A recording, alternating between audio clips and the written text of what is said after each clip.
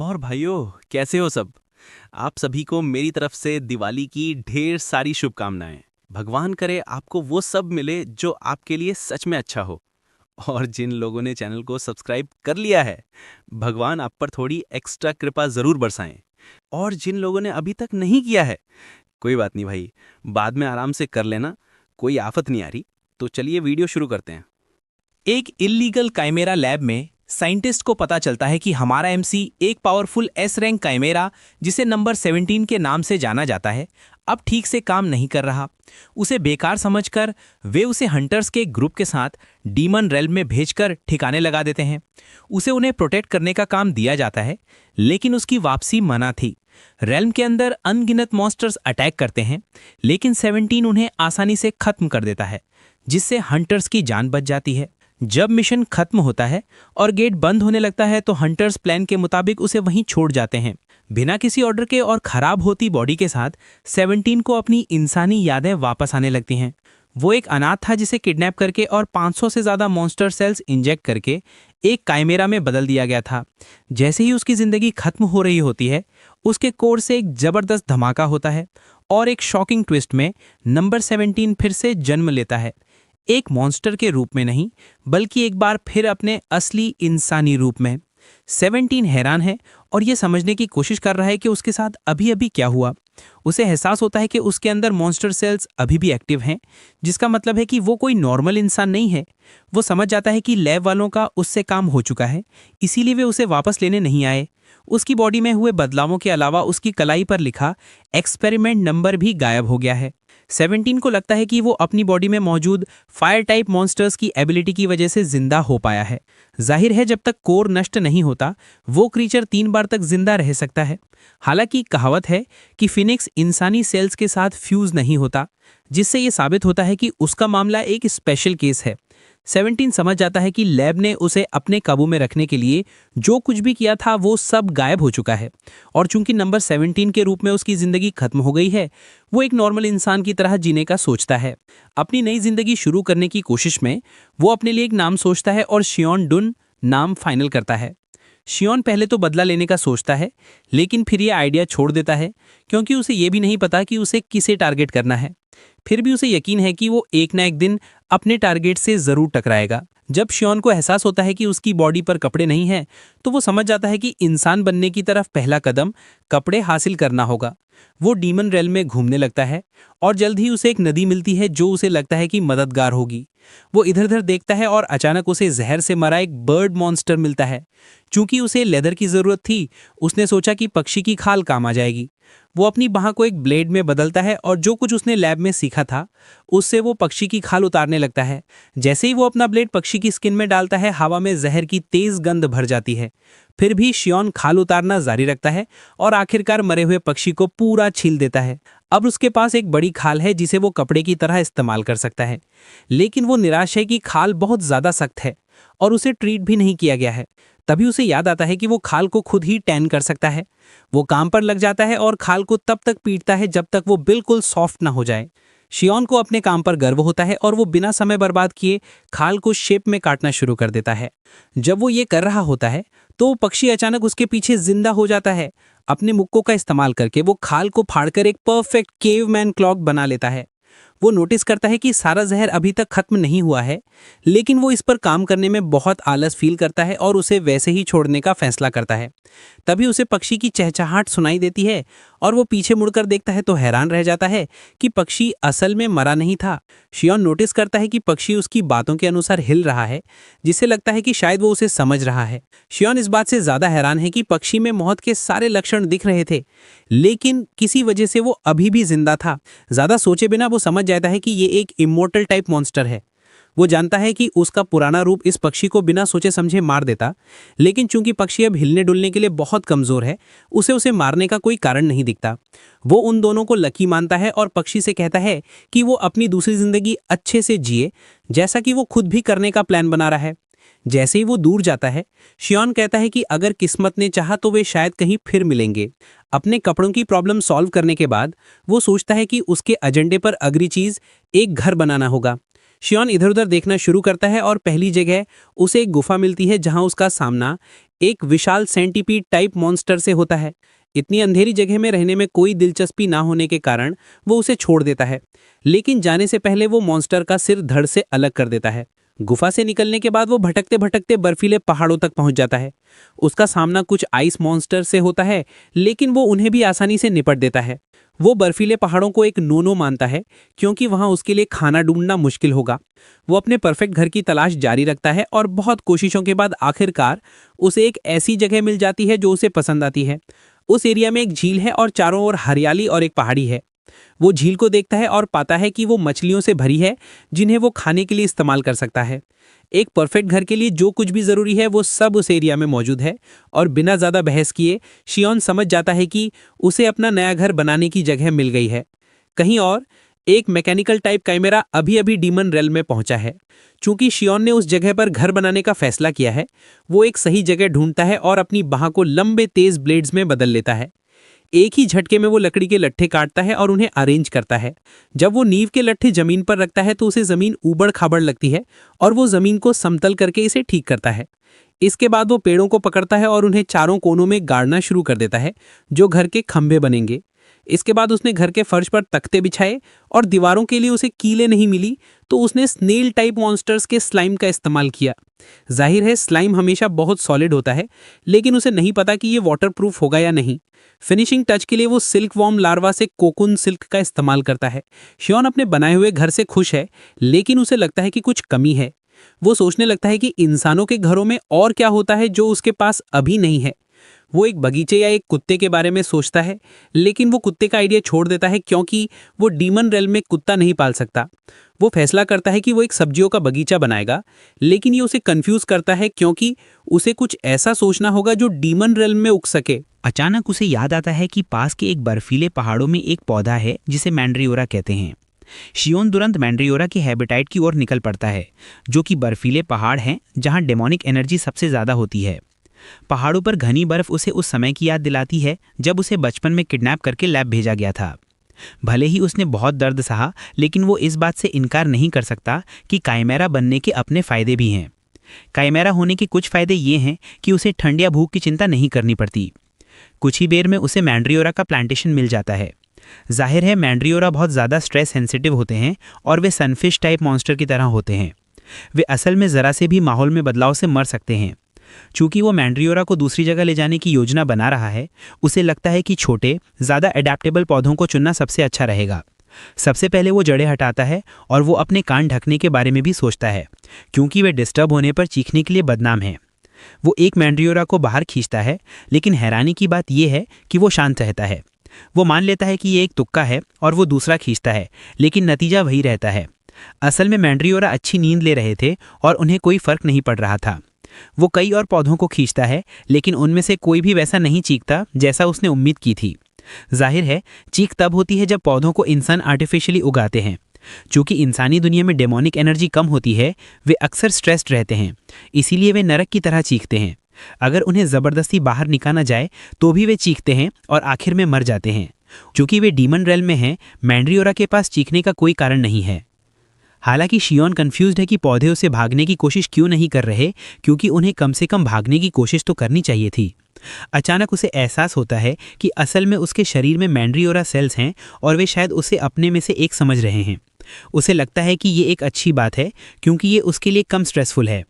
शियोन पहले से ही मैंड्रियोरा से चाय और स्नैक्स जैसी अच्छी चीज़ें बनाने के बारे में सोच रहा है। हालांकि ज़बरदस्ती उनके फल लेने से वे जहरीले हो जाते हैं और शियोन समझ जाता है कि उसे पौधों का भरोसा जीतने का कोई तरीका ढूंढना होगा। तभी उसे पता चलता है कि आसपास हंटर्स हैं और वो उन्हें देखने का फैसला करता है, क्योंकि वो जानने के लिए उत्सुक है कि वे खतरनाक बर्फीले पहाड़ों में क्या कर रहे हैं। इस बीच दो hunters B rank rabbit type monsters के झुंड का सामना कर रहे हैं। अपने साथियों द्वारा पीछे छोड़े जाने के बाद दोनों हंटर्स बस अपने बैरियर की वजह से बच रहे हैं, लेकिन वो भी टूटने वाला है। दोनों हंटर बनने के अपने फैसले पर पछताने लगते हैं।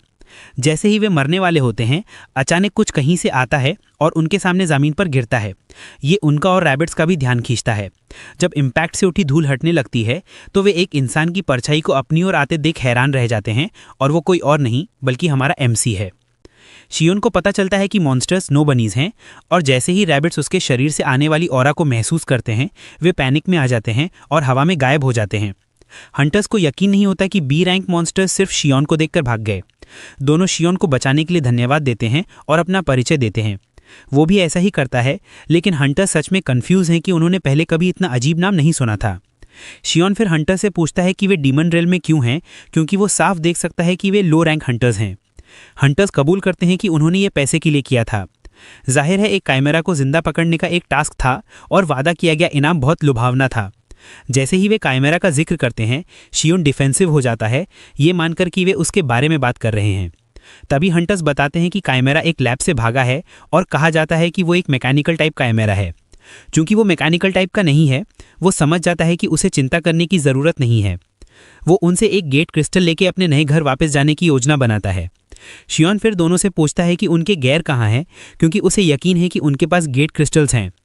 तभी हंटर्स बताते हैं कि जिन दोस्तों ने उन्हें धोखा दिया, वे उनके सारे गैर अपने साथ ले गए।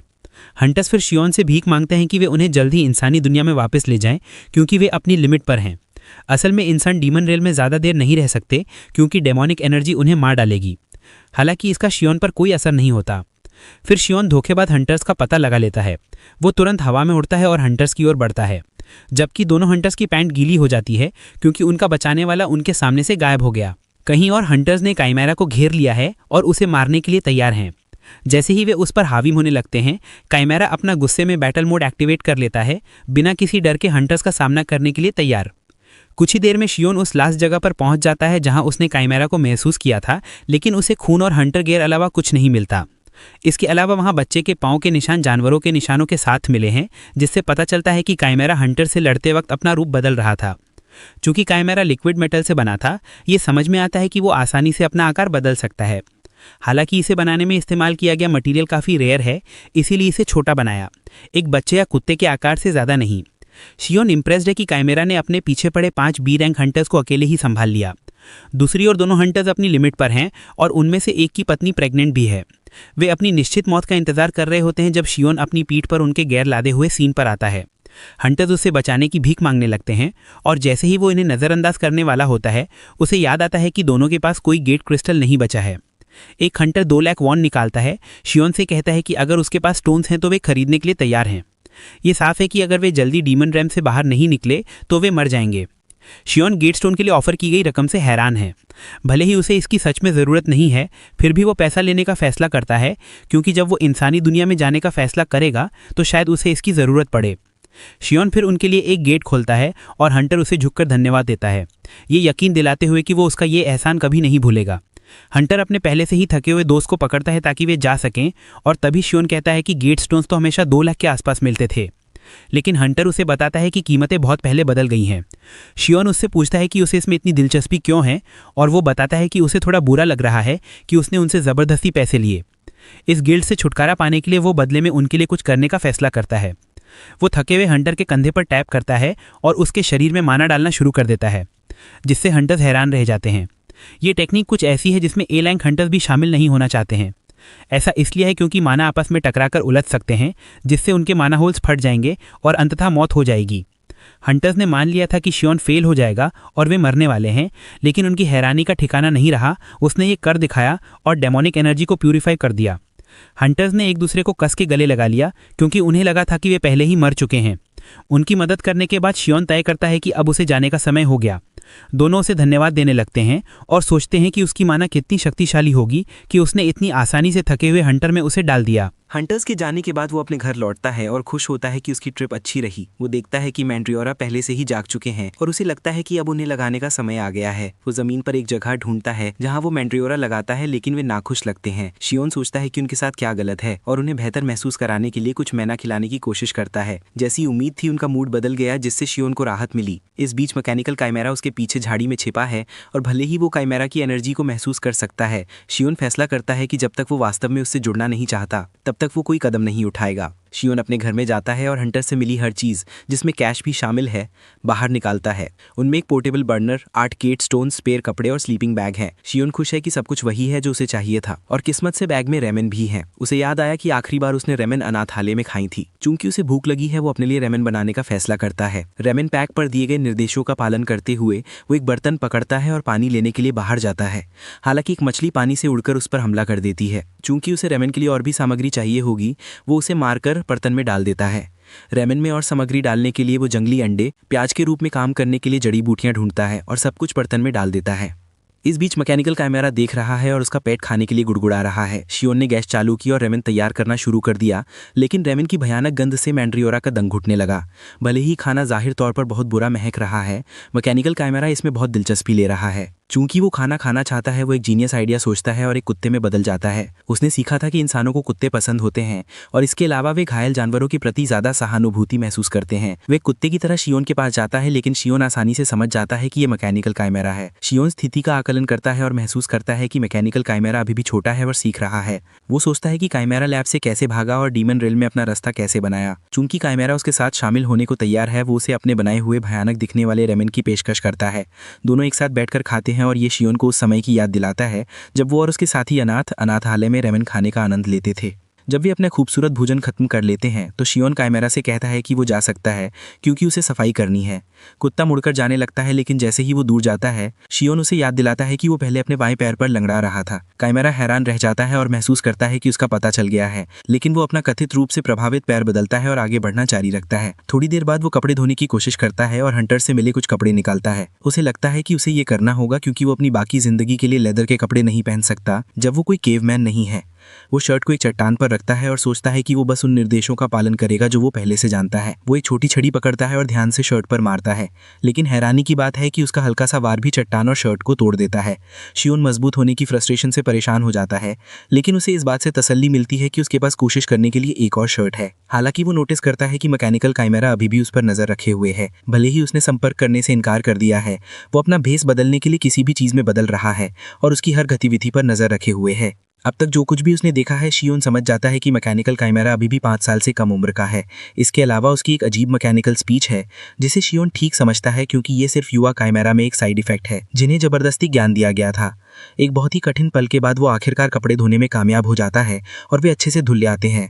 हालांकि शर्ट धोने के बाद उसे एहसास होता है कि उसके लिए बहुत छोटी है, लेकिन उसे फेंकने के बजाय उसने फैसला किया कि वो बस इसे लाइन पर लटका देगा और इसे एक ट्रॉफी के रूप में वहीं छोड़ देगा। इसके बाद उसे लगता है कि मैंड्रियोरा को देखना उसकी लिस्ट में अगली चीज़ है। जैसे ही उसने कपड़े को रस्सी पर छोड़ा, मैकेनिकल कैमरा उसे पकड़ता है और उसे पहन लेता है क्योंकि वो वही कर रहा है जो उसने दूसरे इंसानों में देखा है। मैकेनिकल कैमरा घोषणा करता है कि शर्ट आखिरकार उसकी अपनी है और इसे बेहतर ढंग से पहनने के लिए वो सुंदर लंबे बालों वाली एक युवा लड़की में बदल जाता है। मैंड्रियोरा को देखते हुए शियोन को एहसास होता है कि वे बहुत अजीब व्यवहार कर रहे हैं, जो ऐसा नहीं होना चाहिए। पौधों की पत्तियां पहले से ही मुरझा रही हैं और जड़ें सूखी दिखाई दे रही हैं। शियोन कंफ्यूज्ड है क्योंकि उसने मैंड्रियोरा के लिए खेत बनाते समय सभी खरपतवार निकाल दिए थे। शियोन फिर ध्यान से जांच करता है और तभी उसे पता चलता है कि जमीन के नीचे परजीवी हैं जो मैंड्रियोरा के लिए जीवन मुश्किल बना रहे हैं। वो खुद को दोषी ठहराता है कि उसने अच्छे से जांच नहीं की, जिससे पौधे लगभग मर ही गए थे। उसे लगता है कि उसे एक प्रॉपर बगीचा बनाने की ज़रूरत है जो उसके घर के आकार का हो। जैसे ही वो शुरू करने वाला था, कैमरा आता है और उसे नमस्ते करता है। शियोन हैरान है कि कैमरा लड़की में बदल गया है और उससे बात करने की कोशिश भी कर रहा है। लड़की शियोन से पूछती है कि क्या उसके पीछे की संरचना उसका घर है और शियोन हाँ कहता है। फिर वो पूछती है कि क्या वो इस जगह की मूल निवासी है, और जैसे ही शियोन ये सुनता है, वो उसके साथ थोड़ा मजाक करने का फैसला करता है। शियोन कहता है कि वो मूल निवासी है और कैमरा से पूछता है कि वो किस जनजाति से है। कैमरा इस सवाल से दंग रह जाती है, लेकिन जल्दी से सोचने के बाद वो बताती है कि वो झरने के उस पार से आई है जो काफी दूर है। वो आगे कहती है कि ये इतना दूर है कि शियोन के लिए उसे ढूंढना लगभग असंभव है। शियोन उसके साथ और खेलने का फैसला करता है और पूछता है कि क्या वह झरने के पास वाली कोकोनट ट्राइब से है। कैमरा जल्दी से इससे सहमत हो जाती है, कहती है कि वह कोकोनट ट्राइब से है। शियोन फिर उसके पहने हुए आउटफिट का जिक्र करता है, कहता है कि यह जाहिर तौर पर उसका है। लड़की तर्क देती है कि उनकी ट्राइब में जो चीज मिलती है वह अपने आप उनकी हो जाती है। शियोन पीछे हटने का फैसला करता है, लड़की से कहता है कि वह इसे रख सकती है। शियोन उससे पूछता है कि वह इस एरिया में क्यों है और वह बताती है कि उसे ट्राइब से निकाल दिया गया है, इसीलिए उसे एक फेवर चाहिए। लड़की शियोन से कहती है कि वह उसके घर पर रहना चाहेगी और वह उससे सहमत होने की भीख मांगती है। शियोन एक मूर्ख की भूमिका निभाता है और पूछता है कि उसका वहां रहने से क्या मतलब है, और वह बताती है कि यह सुरक्षित लगता है। शियोन समझ जाता है कि उसे रहने के लिए एक जगह चाहिए और वह सहमत हो जाता है, लेकिन वह उसे बताता है कि उसे अपनी कीमत साबित करनी होगी। लड़की सहमत हो जाती है और वह शियोन से कहती है कि वह उसे करने के लिए काम दे। शियोन फिर उसे बताता है कि उसे खेत जोतने के लिए उसकी जरूरत होगी क्योंकि वह मैंड्रियोरा के लिए एक नया घर बनाना चाहता है। लड़की बिना समय बर्बाद किए उसे छड़ी छीन लेती है और उसे यकीन दिलाती है कि वह अपनी ताकत का इस्तेमाल करने में अच्छी है। वह तुरंत जमीन को तहस नहस कर देती है, जिससे शियोन हैरान रह जाता है क्योंकि लड़की अपनी ताकत छिपाने की कोशिश भी नहीं कर रही है। शियोन फिर समझ जाता है कि उसे एक नॉर्मल बच्चा होने की आदत नहीं है, इसलिए वह नहीं समझती कि वे कैसे व्यवहार करते हैं। अचानक लड़की से तुम्हारा नाम क्या है वाला सवाल पूछा जाता है। लड़की हैरान रह जाती है क्योंकि उसका कोई नाम नहीं है, लेकिन वह अपने लिए एक नया नाम बनाने का फैसला करती है। उसने पहले देखे फूलों के आधार पर वह घोषणा करती है कि उसका नाम किमनारी है। शियोन समझ जाता है कि उसने नाम कैसे गढ़ा, लेकिन वह उससे बहस करने के लिए तैयार नहीं है। कुछ ही देर में वह बगीचे का काम पूरा कर लेती है और शियोन पत्थर की बाड़ लगा देता है। शियोन फिर मैंड्रियोरा को वहां रखता है और वे जाहिर तौर पर नई सेटिंग को पसंद करते हैं। शियोन नोटिस करता है कि किमनारी रो रही है और वह उससे पूछता है कि क्या समस्या है। वह बताती है कि मैंड्रियोरा को देखकर उसे अपने दोस्तों की याद आ रही है, जिससे शियोन हैरान रह जाता है क्योंकि उसे उम्मीद नहीं थी कि लैब अपने प्रोडक्ट्स को सोशल होने देगा। अचानक शियोन को हवा में एक अजीब ऑरा महसूस होती है और वह समझ जाता है कि मॉन्स्टर्स एक दूसरे से लड़ रहे हैं। नारी फिर शियोन को बताती है कि उसने पहले एक चिक मॉन्स्टर देखा था और हवा में ऑरा को देखते हुए चिक मॉन्स्टर पर हमला हो रहा है। शियोन पर कोई असर नहीं होता, लेकिन वह नोटिस करता है कि नारी असहज है, जिससे वह हैरान रह जाता है। हैरानी की बात यह है कि नारी मॉन्स्टर को बचाना चाहती है, लेकिन उसे जो कमांड्स दिए गए हैं उसकी वजह से उसे इसे व्यक्त करने में मुश्किल हो रही है। उसकी अपनी कोई इच्छा नहीं है, लेकिन शियोन मदद करने का फैसला करता है। वह नारी से कहता है कि अगर वे उसकी मदद करें तो शायद चिक बच जाए, और यह सुझाव नारी को ट्रिगर करता है और वह उस जगह की ओर दौड़ती है जहां चिक मॉन्स्टर पर दूसरे परेशान करने वाले मॉन्स्टर्स का एक समूह हमला कर रहा है। नारी गुस्से में मॉन्स्टर्स को मारती है और कहती है कि चिक को परेशान करना बंद करो। नारी की बैक स्टोरी पर स्विच करते हुए यह पता चलता है कि उसे उसके साथी एक्सपेरिमेंटल दोस्तों ने बुली किया था क्योंकि वह हमेशा मेहनती थी और वह जो कहा जाता था वह करती थी। वे मूल रूप से उस पर गैंग अप करते थे और उसे पीटते थे, इसीलिए उसे बुली से नफरत है। अतीत के गुस्से से भरी वह सभी मॉन्स्टर्स को बिना रहम के मारती है। शियोन मैंड्रियोरा की देखभाल कर रहा होता है जब नारी अपने हाथ में सफेद चूजा लेकर लौटती है, लेकिन चूजा हमले से बेहोश है। वह उसे बताने ही वाला था कि क्या करना है जब उसे अचानक एहसास होता है कि चूजा बहुत जाना पहचाना है। नारी आंसुओं में फूट पड़ती है, शियोन से भीख मांगती है कि पक्षी को बचा ले और शियोन मदद करने की पेशकश करता है। वह अपना हाथ चूजे पर रखता है और उसमें मैना ट्रांसफर करता है क्योंकि कोई घातक चोट के निशान नहीं है। ऐसा करते समय शियोन आसानी से समझ जाता है कि चूजा वही इमॉर्टल टाइप का मॉन्स्टर था जिसकी उसने खाल उतारी थी। हालांकि वह कंफ्यूज्ड है कि मॉन्स्टर छोटे आकार में क्यों सिकुड़ गया, लेकिन वह मान लेता है कि उसका रीजनरेशन मेथड उससे अलग है। उसे मैना खिलाने के बाद नारी पूछती है कि क्या मॉन्स्टर को कोई गंभीर खतरा है, लेकिन शियोन बताता है कि वह असल में कुपोषित है। वह अपने छोटे आकार के कारण भूखा मर रहा था और शियोन लड़की को यकीन दिलाता है कि मॉन्स्टर अपने आप ठीक हो जाएगा क्योंकि उसने उसे मैना खिला दी है। हैरानी की बात यह है कि नारी चूजे को अकेले छोड़ने से डरती है और वह शियोन से भीख मांगती है, पूछती है कि क्या वह मॉन्स्टर को पाल सकती है। वह मॉन्स्टर को ठीक से प्रशिक्षित करने और उसे खिलाने का भी वादा करती है। शियोन नारी से कहता है कि चूजा मॉन्स्टर जब बड़ा हो जाएगा तो बहुत बड़ा हो सकता है, लेकिन नारी को कोई फर्क नहीं पड़ता। वह शियोन को यकीन दिलाती है कि वह उसे बस थोड़ा सा खिलाएगी। शियोन उसके साथ फिर से बहस करने के लिए तैयार नहीं है और वह इसकी देखभाल करने के लिए सहमत हो जाता है। शियोन मानता है कि अगर वे इसे यार्ड में गार्ड के तौर पर छोड़ दें तो यह काम भी आएगा। कुछ ही देर में बर्ड मॉन्स्टर जाग जाता है और जैसे ही वह अपनी आंखें खोलता है वह शियोन को पहचान लेता है। जब नारी इस बात का जश्न मना रही है कि मॉन्स्टर जाग गया है तो दूसरी तरफ मॉन्स्टर सामने खड़े सख्त आदमी को सावधानी से घूर रहा है। मॉन्स्टर इस बात से भी नाराज है कि उसे एक छोटी लड़की पकड़कर इधर उधर फेंक रही है, जिससे वह सोचने पर मजबूर हो जाता है कि एक छोटी लड़की डीमन रेल में कैसे आ गई। जब नारी को गूगू की आवाज सुनाई दे रही है तो शियोन को बर्ड मॉन्स्टर अपनी जान बचाने के लिए चिल्लाता हुआ सुनाई दे रहा है। शियोन इस बात से हैरान है कि वह पक्षी की बातें समझ सकता है। नारी एक पालतू जानवर पाकर बहुत उत्साहित है और वह बिना समय बर्बाद किए उसे नहलाती है और उसने उसका एक नाम भी तय कर लिया है। सबसे अच्छा नाम जो वह सोच सकती थी वह था गू, क्योंकि पक्षी कबूतर की तरह गूगू की आवाज करता है। मॉन्स्टर बर्ड को यकीन नहीं हो रहा है कि वे उसके लिए ऐसे कचड़े जैसे नाम चुन रहे हैं। गू अपने पैरों पर खड़ा होता है और नारी पर चिल्लाने लगता है, जिससे लड़की को लगता है कि गू रो रहा है और उसे और पानी चाहिए। वह बिना सोचे समझे उस पर और पानी डाल देती है, लेकिन इससे गू की जिंदगी और भी मुश्किल हो जाती है। गू मेज पर लेटा हुआ नारी से पानी डालना बंद करने की भीख मांग रहा है। क्योंकि नारी गू को नहीं समझ सकती, शियोन बीच में आता है और नारी से पानी डालना बंद करने को कहता है। नारी फिर फैसला करती है कि गू को खाने की जरूरत है और वह खाना लेने के लिए बाहर निकल जाती है। बाद में शियोन को पता चलता है कि उसे एक स्टोरेज स्पेस की जरूरत होगी और वो कुछ पेड़ नीचे रखता है ताकि वो उन्हें अपने मनचाहे आकार में काट सकें। हालांकि जरा सा छूने पर ही पेड़ टूट जाता है, जिससे शियोन कंफ्यूज्ड हो जाता है। वो जानता है कि उसने उन सभी निर्देशों का पालन किया है जो उसे पता है, लेकिन गू से बताता है कि वो सब कुछ गलत कर रहा है। गू बताता है कि पेड़ों के अलग अलग टेक्सचर होते हैं और जिस पेड़ को शियोन काटने की कोशिश कर रहा है वो असल में सॉफ्टवुड है। शियोन ये जानकर हैरान है कि पेड़ों की अलग अलग हार्डनेस होती है और गू को यकीन नहीं हो रहा कि ये आदमी इतना बेवकूफ़ कैसे है कि उसे ये नहीं पता। शियोन फिर गू से पूछता है कि कौन सा रंग सबसे सख्त लकड़ी का प्रतीक है और गू बताता है कि लाल रंग की लकड़ी सबसे मजबूत होती है। अचानक चिक मॉन्स्टर को एहसास होता है कि शियोन उसे समझ सकता है, लेकिन इसकी पुष्टि करने के लिए वो शियोन के दिमाग में घुसने के लिए एक टेलीपैथिक ब्रिज बनाने का फैसला करता है, लेकिन शियोन जैसे ही उसे नोटिस करता है उसे ब्लॉक कर देता है। शियोन पूछता है कि वो इसे कैसे समझ पा रहा है और शियोन बताता है कि उसे अपने दिमाग में इंसानी शब्द पॉपअप होते हुए महसूस हो रहे हैं। शियोन को दूसरी तरफ ये ज़्यादा अजीब लगता है कि एक मॉन्स्टर इंसानी शब्दों को समझ सकता है।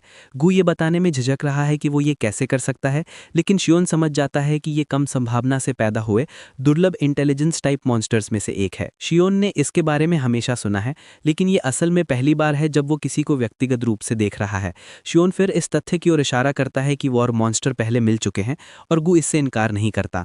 असल में गू उससे फिर से मिलने का इंतजार कर रहा था, क्योंकि उसने उसकी जहर से भरी खाल हटाकर उसकी जान बचाई थी। गू ने पहले ही वादा किया था कि जब भी वे फिर मिलेंगे तो वो शियोन की मदद करेगा, भले ही वो एक बार ही क्यों ना हो। शियोन को आखिरकार पता चलता है कि उसका इमॉर्टैलिटी कोर इसलिए बचा रहा क्योंकि उसने उस समय गू के शरीर में फैले जहर से छुटकारा पा लिया था।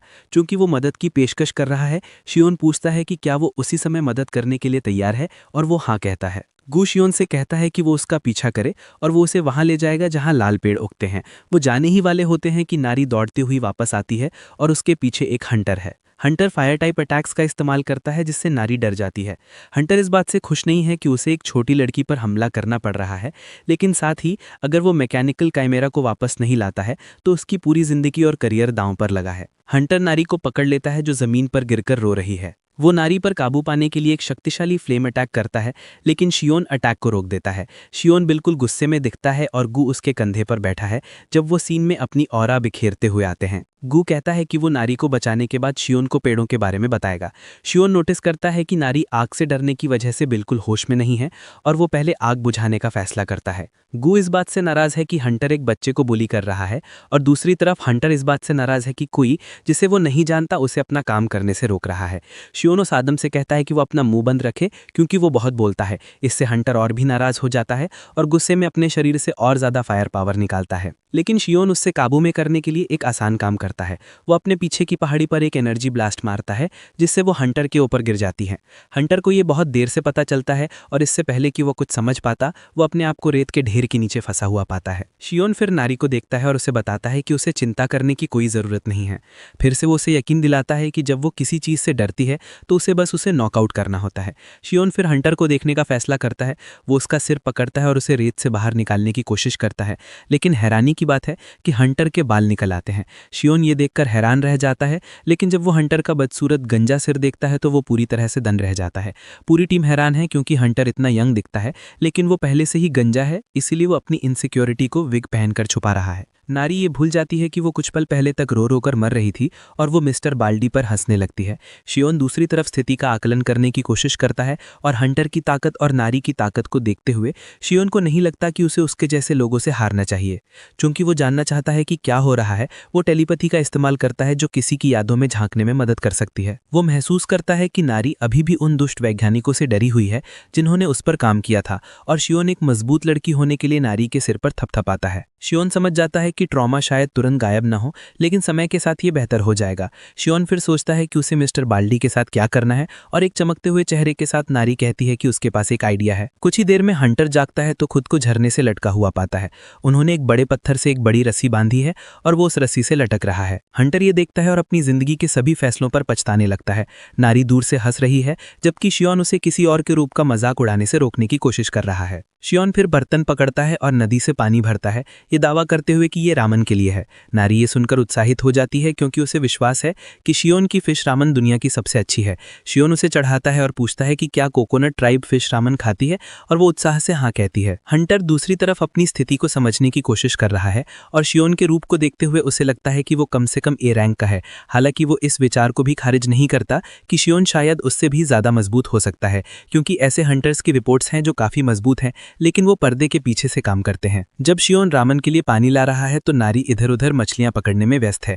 शियोन फिर उसे बताता है कि उन्हें बस एक मछली चाहिए, इसलिए वो बाकी को जाने दे सकती है। नारी उत्साह से इससे सहमत हो जाती है और शियोन उसे मछली को बर्तन में डालने के लिए कहता है। हंटर जो देख रहा है उसे डर लग रहा है, क्योंकि उसे यकीन नहीं हो रहा कि जो मात्रा में वो पानी बर्तन में डाल रहे हैं उसका उपयोग वो 3 पैक रामन पकाने के लिए करने की योजना बना रहे हैं। हंटर इस घिनौने काम को होते हुए नहीं देख सकता और वो उन पर चिल्लाता है, उनसे कहता है कि उसे जाने दो ताकि वो रामन पका सके। शियोन इससे सहमत हो जाता है और उसे वहां से नीचे उतारता है ताकि वो रामन पका सके। भले ही ये सिर्फ रेमन है, हंटर दोनों से आने वाले इमेंस प्रेशर को महसूस कर सकता है, जिससे पता चलता है कि अगर उसने गड़बड़ की तो वो मर जाएगा।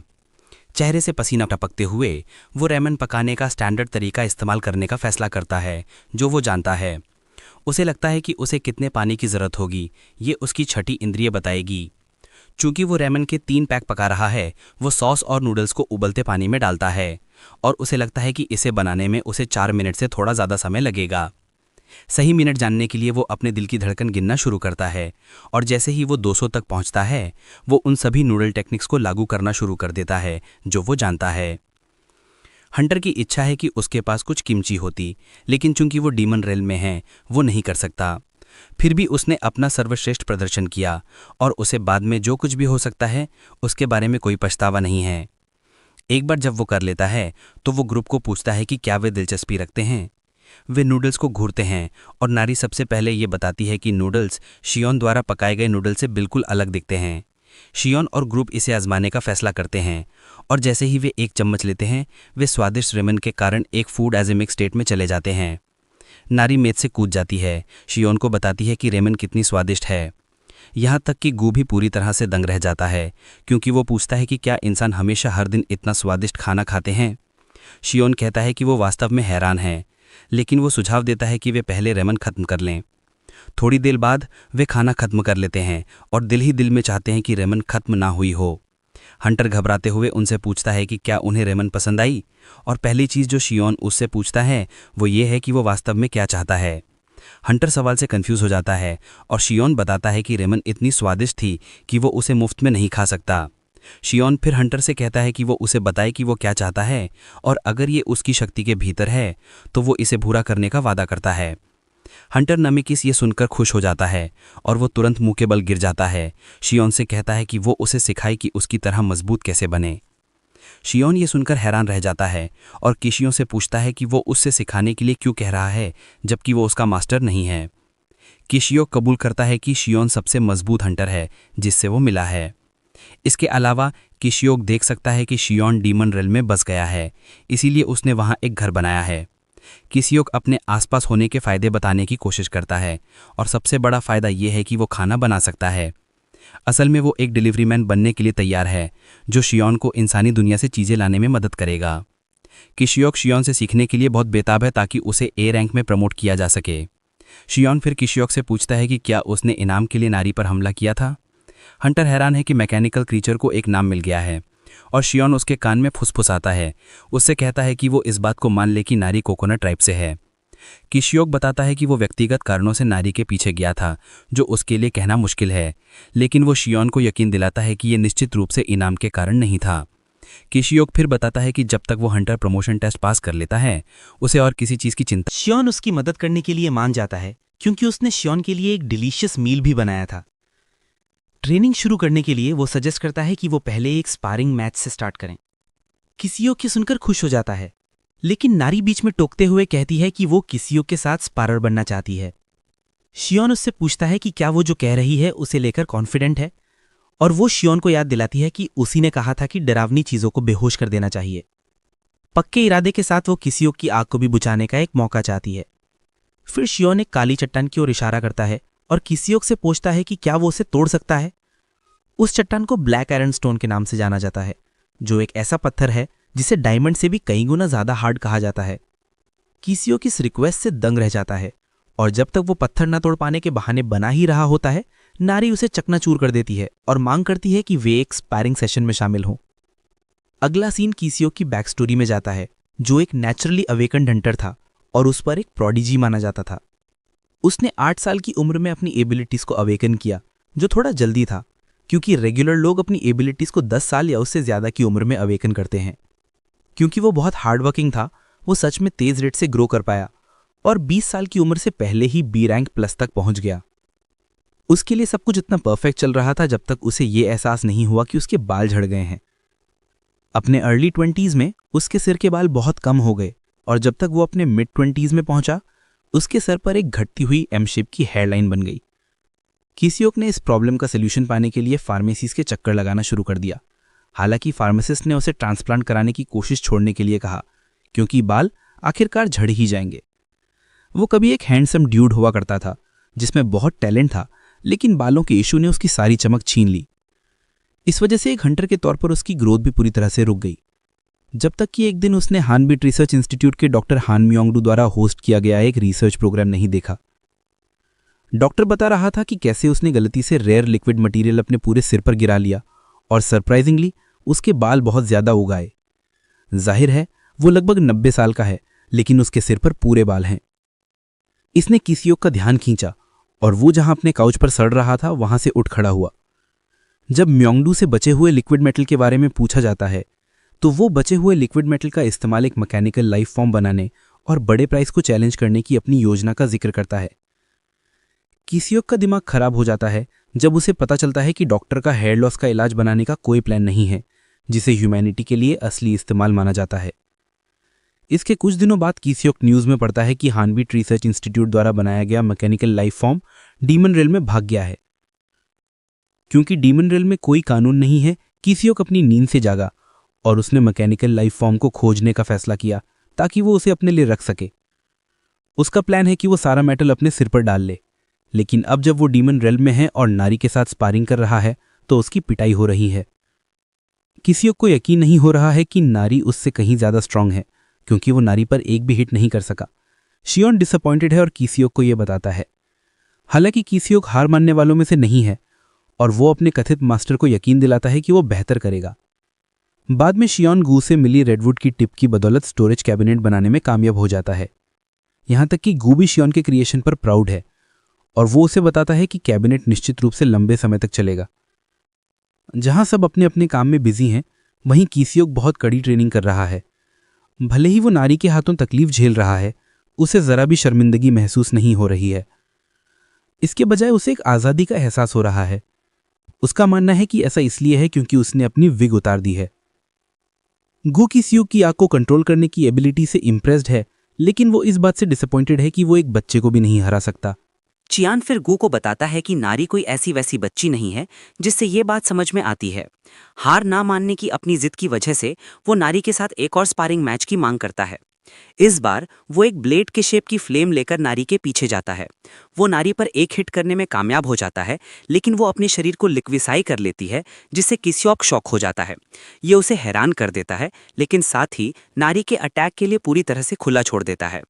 नारी आसानी से अपने ह्यूमन फॉर्म में लौट आती है और उसे इतनी जोर से लात मारती है कि वो पास की पहाड़ी से जा टकराता है, जिससे दीवार में एक साफ क्रैक आ जाता है।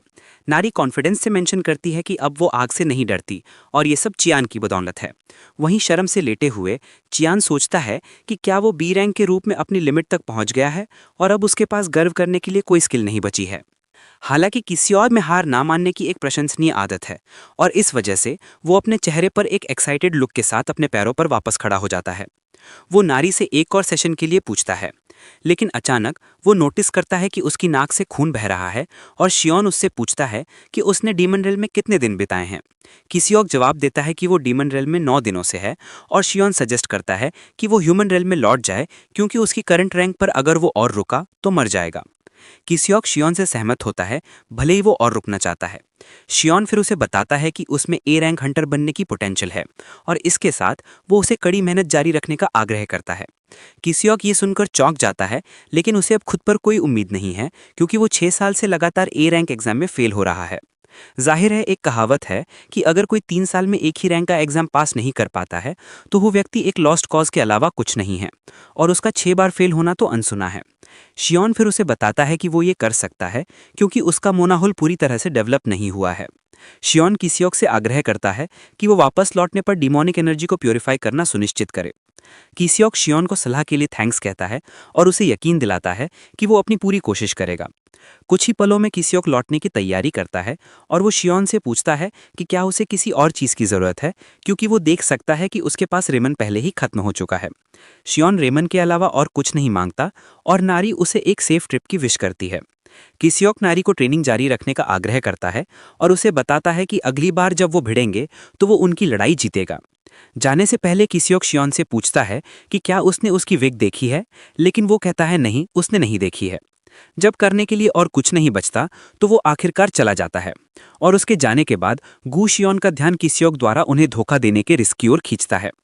शियोन फिर गू से पूछता है कि उसे क्या लगता है कि किसियोक क्या करेगा, क्योंकि वो भी लोगों के मन को पढ़ सकता है।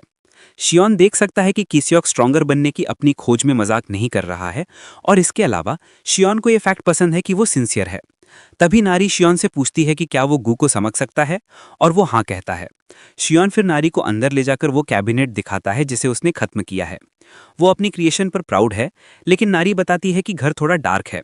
शियोन उसकी बात से सहमत होता है और फैसला करता है कि एक खिड़की बनाने से ये प्रॉब्लम सॉल्व हो जाएगी। अपनी एबिलिटीज का इस्तेमाल करते हुए उसने घर में खिड़की की जगहें काट दी, जिससे नारी बहुत एक्साइटेड हो गई। क्योंकि नारी को हर जगह रोशनी पसंद है, शियोन बताता है कि उन्हें रात में लाइट्स की ज़रूरत है ताकि हर जगह अंधेरा ना हो। शियोन कहता है कि ग्लोस्टोन नाम का एक पत्थर है जो रात में रोशनी छोड़ता है और कुछ लगाने से चीज़ें रोशन हो जाएंगी। गू फिर शियोन से पूछता है कि क्या उसे पता है कि ग्लोस्टोन ढूंढने के लिए उसे कहाँ जाना है, और वो हाँ कहता है। जाहिर है, ये वॉल्केनिक रीजन में पाए जा सकते हैं और ये एक ऐसा रीजन है जिसे हंटर्स द्वारा सबसे खतरनाक जगहों में से एक माना जाता है। गू फिर मेंशन करता है कि ये जगह उसका होम टाउन है, लेकिन ये कहते हुए वो उदास दिखता है। शियोन ये देखकर हैरान है क्योंकि उसे उम्मीद थी कि वो खुश होगा, क्योंकि घर जाना एक अच्छी बात है। नारी शियोन से पूछती है कि गू क्या कह रहा है, और शियोन बस इतना बताता है कि गू किसी बात से अपसेट है। क्योंकि गू वॉल्केनिक रीजन को लेकर वरिड है, शियोन कहता है कि वो अकेले जाएगा, इसलिए वो दोनों घर पर रुकने के लिए फ्री हैं। नारी मना कर देती है और कहती है कि उसे शियोन के साथ जाना है क्योंकि उसने आके अपने डर को काबू कर लिया है। शियोन इम्प्रेस्ड है कि लड़की ने अपने डर पर काफ़ी तेजी से काबू पा लिया। शियोन फिर गू से पूछता है कि क्या वो जाने में इंटरेस्टेड है। हिचकिचाते हुए वो जवाब देता है कि वो जाएगा, और ऐसा इसलिए है क्योंकि उसका वहाँ कुछ अधूरा काम है। क्योंकि वे सभी जाने के लिए सहमत हैं, शियोन बताता है कि वो वॉल्केनिक रीजन में इस्तेमाल करने के लिए गू के लिए कुछ इक्विपमेंट बनाने जा रहा है। इस बीच मैंड्रागोरा प्लांटेशन में वे किसी ऑक की विग के साथ खेलने में बिजी हैं जिसे उन्होंने चुरा लिया था। जाहिर है, वॉल्केनिक रीजन को बड़े पैमाने पर वॉल्केनिक ऐश के कारण अवॉइड किया जाता है जो स्किन को फाड़ देती है। कॉन्सेंट्रेटेड डिमोनिक एनर्जी जो सिर्फ एक सांस लेने से मार सकती है, और टॉक्सिक गैस, ये भी एक कारण है कि ये ह्यूमन वर्ल्ड के लिए लगभग अननोन है। लेकिन जिस पल टीम वहां पहुंचती है, नारी पहले से ही आग से खेल रही है, लिटरली। गू समझता है कि लड़की इतना अजीब क्यों बिहेव कर रही है, और ऐसा इसलिए है क्योंकि वो एक मैकेनिकल लाइफ फॉर्म है। हालांकि उसे इस बात में ज़्यादा इंटरेस्ट है कि चियान क्या है। चियान बस जवाब देता है कि वो एक काइमेरा हंटर है, लेकिन ये गू को सरप्राइज कर देता है क्योंकि वो जानता है कि काइमेरा हंटर्स हमेशा ह्यूमन फॉर्म में नहीं होते हैं। चियान मेंशन करता है कि वो हमेशा से ऐसा ही था, लेकिन जिस पल उसने रीजनरेट किया उसका फॉर्म बदल गया। चियान फिर गू से पूछता है कि क्या वो उनके साथ घूमने में ठीक है, क्योंकि वो एक मॉन्स्टर है और एक हंटर के आसपास शायद बहुत कंफर्टेबल ना हो। गू चियान को यकीन दिलाता है कि उसे उनके साथ चिंता करने की कोई बात नहीं है, क्योंकि उसे किसी ऐसे व्यक्ति के साथ अच्छा लगता है जिससे वो बात कर सके। जब दोनों डिस्कस कर रहे होते हैं, नारी ये कंप्लेन करने के लिए आती है कि वो चियान की तरह गू को नहीं सुन सकती। चियान फिर नारी को बताता है कि गू बस उसका ओरिजिन जानना चाहता था। नारी जल्दी से बीच में टोकती है, कहती है कि वो एक नेटिव है, लेकिन गू बेहतर जानता है। वे सभी गर्म और उबलती हुई ज़मीन को एक्सप्लोर करना जारी रखते हैं, और चियान मेंशन करता है कि उन्हें लावा स्प्राउट्स के पास ल्यूमिनस स्टोन्स मिल जाने चाहिए। कुछ ही पलों में वे समिट पर पहुंच जाते हैं और सामने पत्थरों को देख सकते हैं। हालांकि वे एक मेल फायर टोड को नोटिस करते हैं जो दूर से रोता हुआ दिखाई दे रहा है। सरप्राइजिंगली उसके सामने एक मरी हुई फीमेल फायर टोड है। यही वजह है कि टोड रो रहा है। जाहिर है, फीमेल उनके अंडों को ट्रांसपोर्ट कर रही थी जब वो मर गई। गू मेंशन करता है कि केवल फीमेल्स ही अंडे ले जा सकती हैं, और चूंकि वो पहले ही मर चुकी है, इस बात की बहुत संभावना है कि सभी अंडे भी मर जाएंगे। इसके अलावा क्रेटर के अंदर का टेम्परेचर अंडों के सर्वाइव करने के लिए बहुत गर्म है। जैसा कि उम्मीद थी, नारी को टोड पर दया आती है और शियोन बीच में आने का फैसला करता है। शियोन टोड की ओर कूद जाता है, जबकि गू उसे चेतावनी देने की कोशिश करता है कि उसके पास ना जाए, क्योंकि टोड साफ तौर पर गुस्से में है। जैसा कि प्रिडिक्ट किया गया था, टोड शियोन पर अपनी फायर ब्रेथ से अटैक करता है, लेकिन शियोन उसे सिर्फ एक उंगली से ब्लॉक कर देता है। इससे पहले कि टोड को कुछ पता चलता, शियोन उस तक पहुंच चुका होता है और वो सिर्फ एक उंगली से उसके सर पर टैप करता है।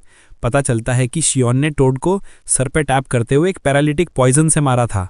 इससे टोड अपनी मोबिलिटी खो देता है, लेकिन शियोन को अच्छी तरह पता है कि टोड जल्द ही उड़ जाएगा, क्योंकि उसने सिर्फ थोड़ा सा पॉइजन यूज किया था। इसके अलावा फायर टोड्स पॉइजन के प्रति काफी रेजिस्टेंट होते हैं।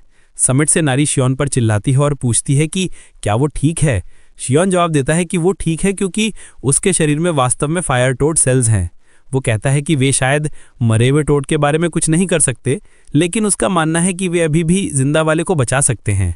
शियोन फिर अंडे इकट्ठे करता है और उन्हें मेल टोड की पीठ पर रखने से पहले उन्हें सुरक्षित रूप से बांध देता है, ताकि ये सुनिश्चित किया जा सके कि वे गिरे नहीं। मेल टोड जब होश में आता है तो ये देखकर चौंक जाता है कि अब वो अंडे ले जा रहा है। वो अपनी मरी हुई पार्टनर के पास जाता है और अलविदा कहता है, फिर एक बड़ी छलांग लगाता है। एरिया से अपनी आखिरी छलांग लगाने से पहले फायर टोड नारी को थोड़ी देर देखने के लिए पीछे मुड़ता है और वो ये निष्कर्ष निकालती है कि टोड उन्हें धन्यवाद देने की कोशिश कर रहा था। चूंकि उन्होंने टोड्स का काम खत्म कर दिया है, शियोन नारी को नीचे आने के लिए कहता है ताकि वे पत्थर उठा सके। नारी एक्साइटमेंट में वोल्केनिक पिट से पत्थर उठाती है, लेकिन शियोन उसे सावधान रहने की चेतावनी देता है कि अगर वो उन्हें गिरा देती है तो उसके पैर में चोट लग जाएगी। नारी मजाक में हंसते हुए कहती है कि पत्थर उसकी ताकत के आगे कुछ नहीं है। दूसरी तरफ गू पत्थरों को उठाने में स्ट्रगल कर रहा है और वो इसके लिए अपने छोटे शरीर को ब्लेम करता है। शियोन फिर उससे अपना काम निपटाने के लिए जाने का आग्रह करता है, जबकि वो पत्थरों का ध्यान रखेगा। शियोन का मानना है कि गू अपने दोस्तों के लिए गिफ्ट्स भी लाया है, लेकिन गू जवाब देता है, कहता है कि मॉन्स्टर्स के दोस्त नहीं होते हैं। वास्तव में वो उनसे मिलने की प्लानिंग नहीं कर रहा है, लेकिन वो बस गिफ्ट छोड़कर जाना चाहता है। शियोन इम्प्रेस्ड है कि गू अपने रिश्तेदारों को मिस कर रहा है, जो उसे एक बहुत ही इंटेलिजेंट मॉन्स्टर बनाता है। दूसरी ओर गू खुद को ये कहकर बहलाता है कि वो उन्हें मिस नहीं कर रहा है, बल्कि उसे इस बात का अफसोस है कि जब वो गया तो उसने उन्हें अलविदा नहीं कहा। शियोन फिर गू से पूछता है कि उसने अपना पैक क्यों छोड़ा। गू फिर मेंशन करता है कि उसकी इंटेलिजेंस की अवेकन होने के साथ अच्छी चीज़ें भी हुई और बुरी चीज़ें भी। जाहिर है गू को लगा कि अगर उसने भाषा नहीं सीखी होती तो उसे कभी भी वो खालीपन महसूस नहीं होता जो उसे करंटली तबाह कर रहा है। गू को सुपीरियर और अकेला महसूस हुआ क्योंकि वो किसी से ठीक से रिलेट नहीं कर सकता था।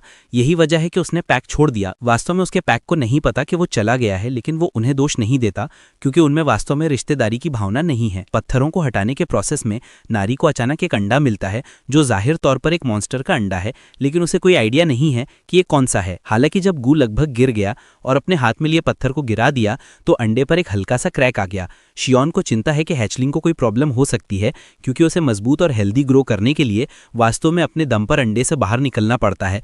नारी कंसर्न है और वह सजेस्ट करती है कि वे अंडे को अपने साथ ले जाएं ताकि वो पक ना जाए। गू इसके खिलाफ है क्योंकि वो नहीं जानते कि इससे किस तरह का मॉन्स्टर निकलेगा। दूसरी ओर शियोन एक परफेक्ट सोल्यूशन के बारे में सोच रहा है। उसके पास एक ऐसी जगह है जो उसे लगता है कि घोंसले के लिए परफेक्ट होगी, और इसके अलावा वो थोड़ा क्यूरियस है कि अंडे के अंदर क्या है। सावधानीपूर्वक विचार करने के बाद शियोन फैसला करता है कि वे अंडे को घर वापस ले जाएंगे। गू इस बात पर अड़ा रहता है कि उन्हें अंडे को छोड़ देना चाहिए क्योंकि उसने पहले कभी ऐसा अंडा नहीं देखा है। शियोन फिर उस पर गिल्ट ट्रिप कार्ड का इस्तेमाल करता है। उससे पूछता है कि उसने पहली बार में अंडे को क्रैक करने के लिए पत्थर क्यों गिराया। गू ब्लेम स्वीकार करता है, लेकिन शियोन को याद दिलाता है कि वो जो स्टूपिड डिसीजन लेने वाला है उसके कारण नारी को चोट लग सकती है। शियोन फिर गू को बताता है कि जब तक वो आसपास है उन्हें चिंता करने की कोई बात नहीं है। गू उसकी बात पर विचार करता है और वो अंडे को घर ले जाने के लिए सहमत हो जाता है। चूंकि वे सभी अंडे को घर ले जाने के लिए सहमत हो गए हैं, शियोन सजेस्ट करता है कि वे अपनी स्टोन माइनिंग जारी रखें। जल्द ही ग्रुप घर लौटता है और देखता है कि किसियोक वापस आ गया है। शियोन हैरान है कि डूड जल्दी लौट आया। किसियोक फिर शियोन के बैग्स को उठाने की पेशकश करता है और शियोन उसे बैग्स देने का फैसला करता है क्योंकि वो दावा करता है कि वो स्ट्रांग है।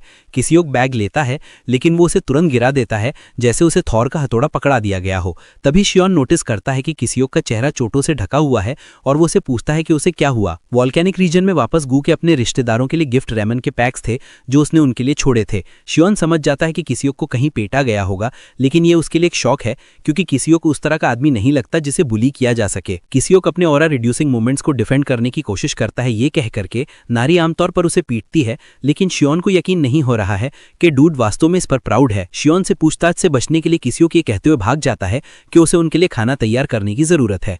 कुछ देर बाद नारी शियोन को पत्थरों पर काम करते हुए पाती है और उससे पूछती है कि वो क्या कर रहा है। शियोन मेंशन करता है कि वो पत्थरों को काटकर और शेप देकर लैंप पर काम कर रहा है। शियोन नारी को बताता है कि वो ग्लो स्टोन्स को सीलिंग्स पर लटकाने वाला है और उसे यकीन दिलाता है कि ये अच्छा लगेगा। नारी शियोन की तारीफ करती है कि वो एक स्मार्ट आदमी है और ये फैक्ट कि वो चीज़ों को डिटेल में समझाता भी है। इसके अलावा नारी का मानना है कि शियोन उसके पिता की तरह एक दयालु आदमी है। शियोन इस मौके का फायदा उठाते हुए उससे पूछता है कि क्या वो अपने डैडी के बारे में बात कर रही है जो कोकोनट ट्राइब में है। नारी भी साथ खेलने की कोशिश करती है और हाँ कहती है। थोड़ी देर बाद गू और मैंड्रागोरास के बीच लड़ाई हो जाती है क्योंकि उसे लगता है कि उन्होंने अपने इलाके पर कब्जा कर लिया है। बाद में किसियोक अपनी एक स्पेशल डिश टोफू पॉकेट्स बनाकर खत्म करता है। वो डिश सर्व करता है और ग्रुप से खाने का आग्रह करता है।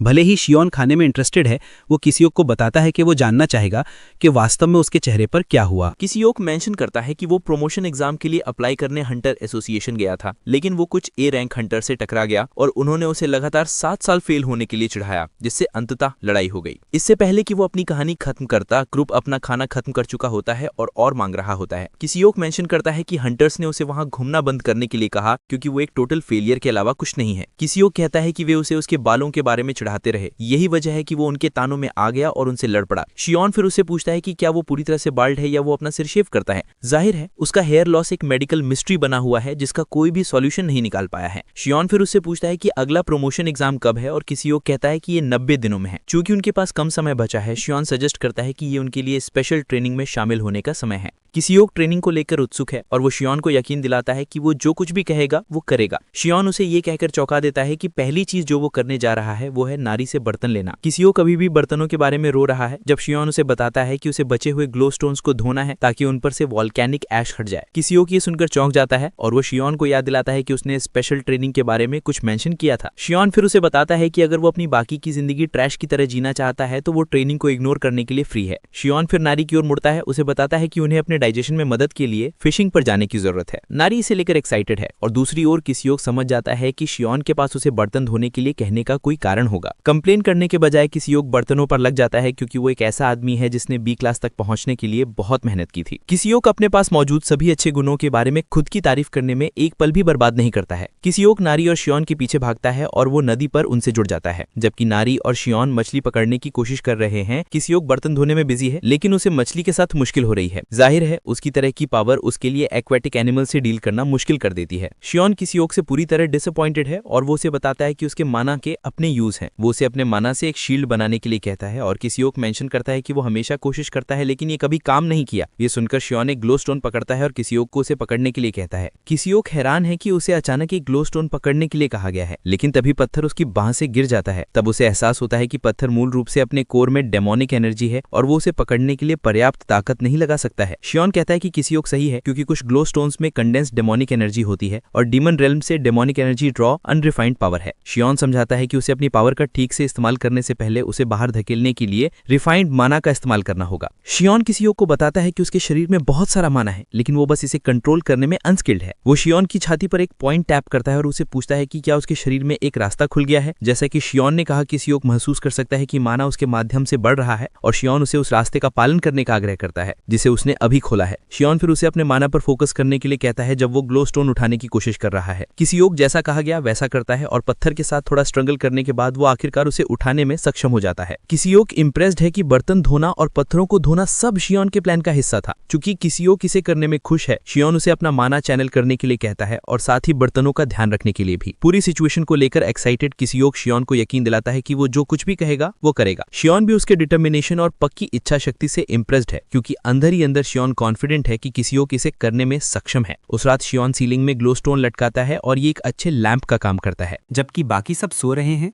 गू अंडे के साथ अकेला है। क्योंकि वो दिन में पहले सो गया था और उसके शरीर में अब नींद जैसी कोई चीज़ नहीं है। अचानक वो नारी को एक ज़ॉम्बी की तरह अपनी नींद से उठते हुए देखता है और वो घर से बाहर चलना शुरू कर देती है। सरप्राइजिंगली नारी अपने कपड़ों की देखभाल करने के लिए घर से बाहर निकलती है क्योंकि वे गंदे हैं। शियोन और गू दूर से खड़े होकर सोचते हैं कि लड़की आधी रात को लॉन्ड्री क्यों कर रही है। गू का मानना है कि उसे ऐसा करने की ज़रूरत थी क्योंकि वो एक लड़की है और उसके पास कोई और कपड़े नहीं हैं। कुछ ही पलों में नारी पानी से बाहर निकलती है इस खुशी के साथ कि उसने अपनी लॉन्ड्री कर ली है और अब वे साफ हैं। वो अपनी छोटी सी जीत का जश्न मना रही है जब शियोन बाहर निकलता है ये एक्ट करते हुए कि वो ताज़ी हवा लेने के लिए बाहर आया है। जब नारी उससे पूछती है कि वो बाहर क्या कर रहा है तो वो दावा करता है कि वो गू के साथ वॉक पर है। शियोन उससे भी पूछता है कि क्या वो वॉक पर है और वो नर्वस होकर हाँ कहती है। शियोन फिर नारी को स्थिर रहने के लिए कहता है और वो उसकी कमर पर एक बेल्ट और उसका फूल लगाता है। नारी को नया एडिशन पसंद आता है क्योंकि ये उसे कूल दिखाता है।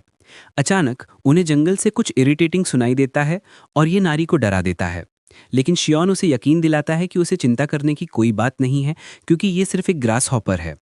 वे घर वापस चलना शुरू करते हैं और शियोन नारी से पूछता है कि क्या उसे किसी और चीज़ की ज़रूरत है, जैसे कि कपड़े और जूते।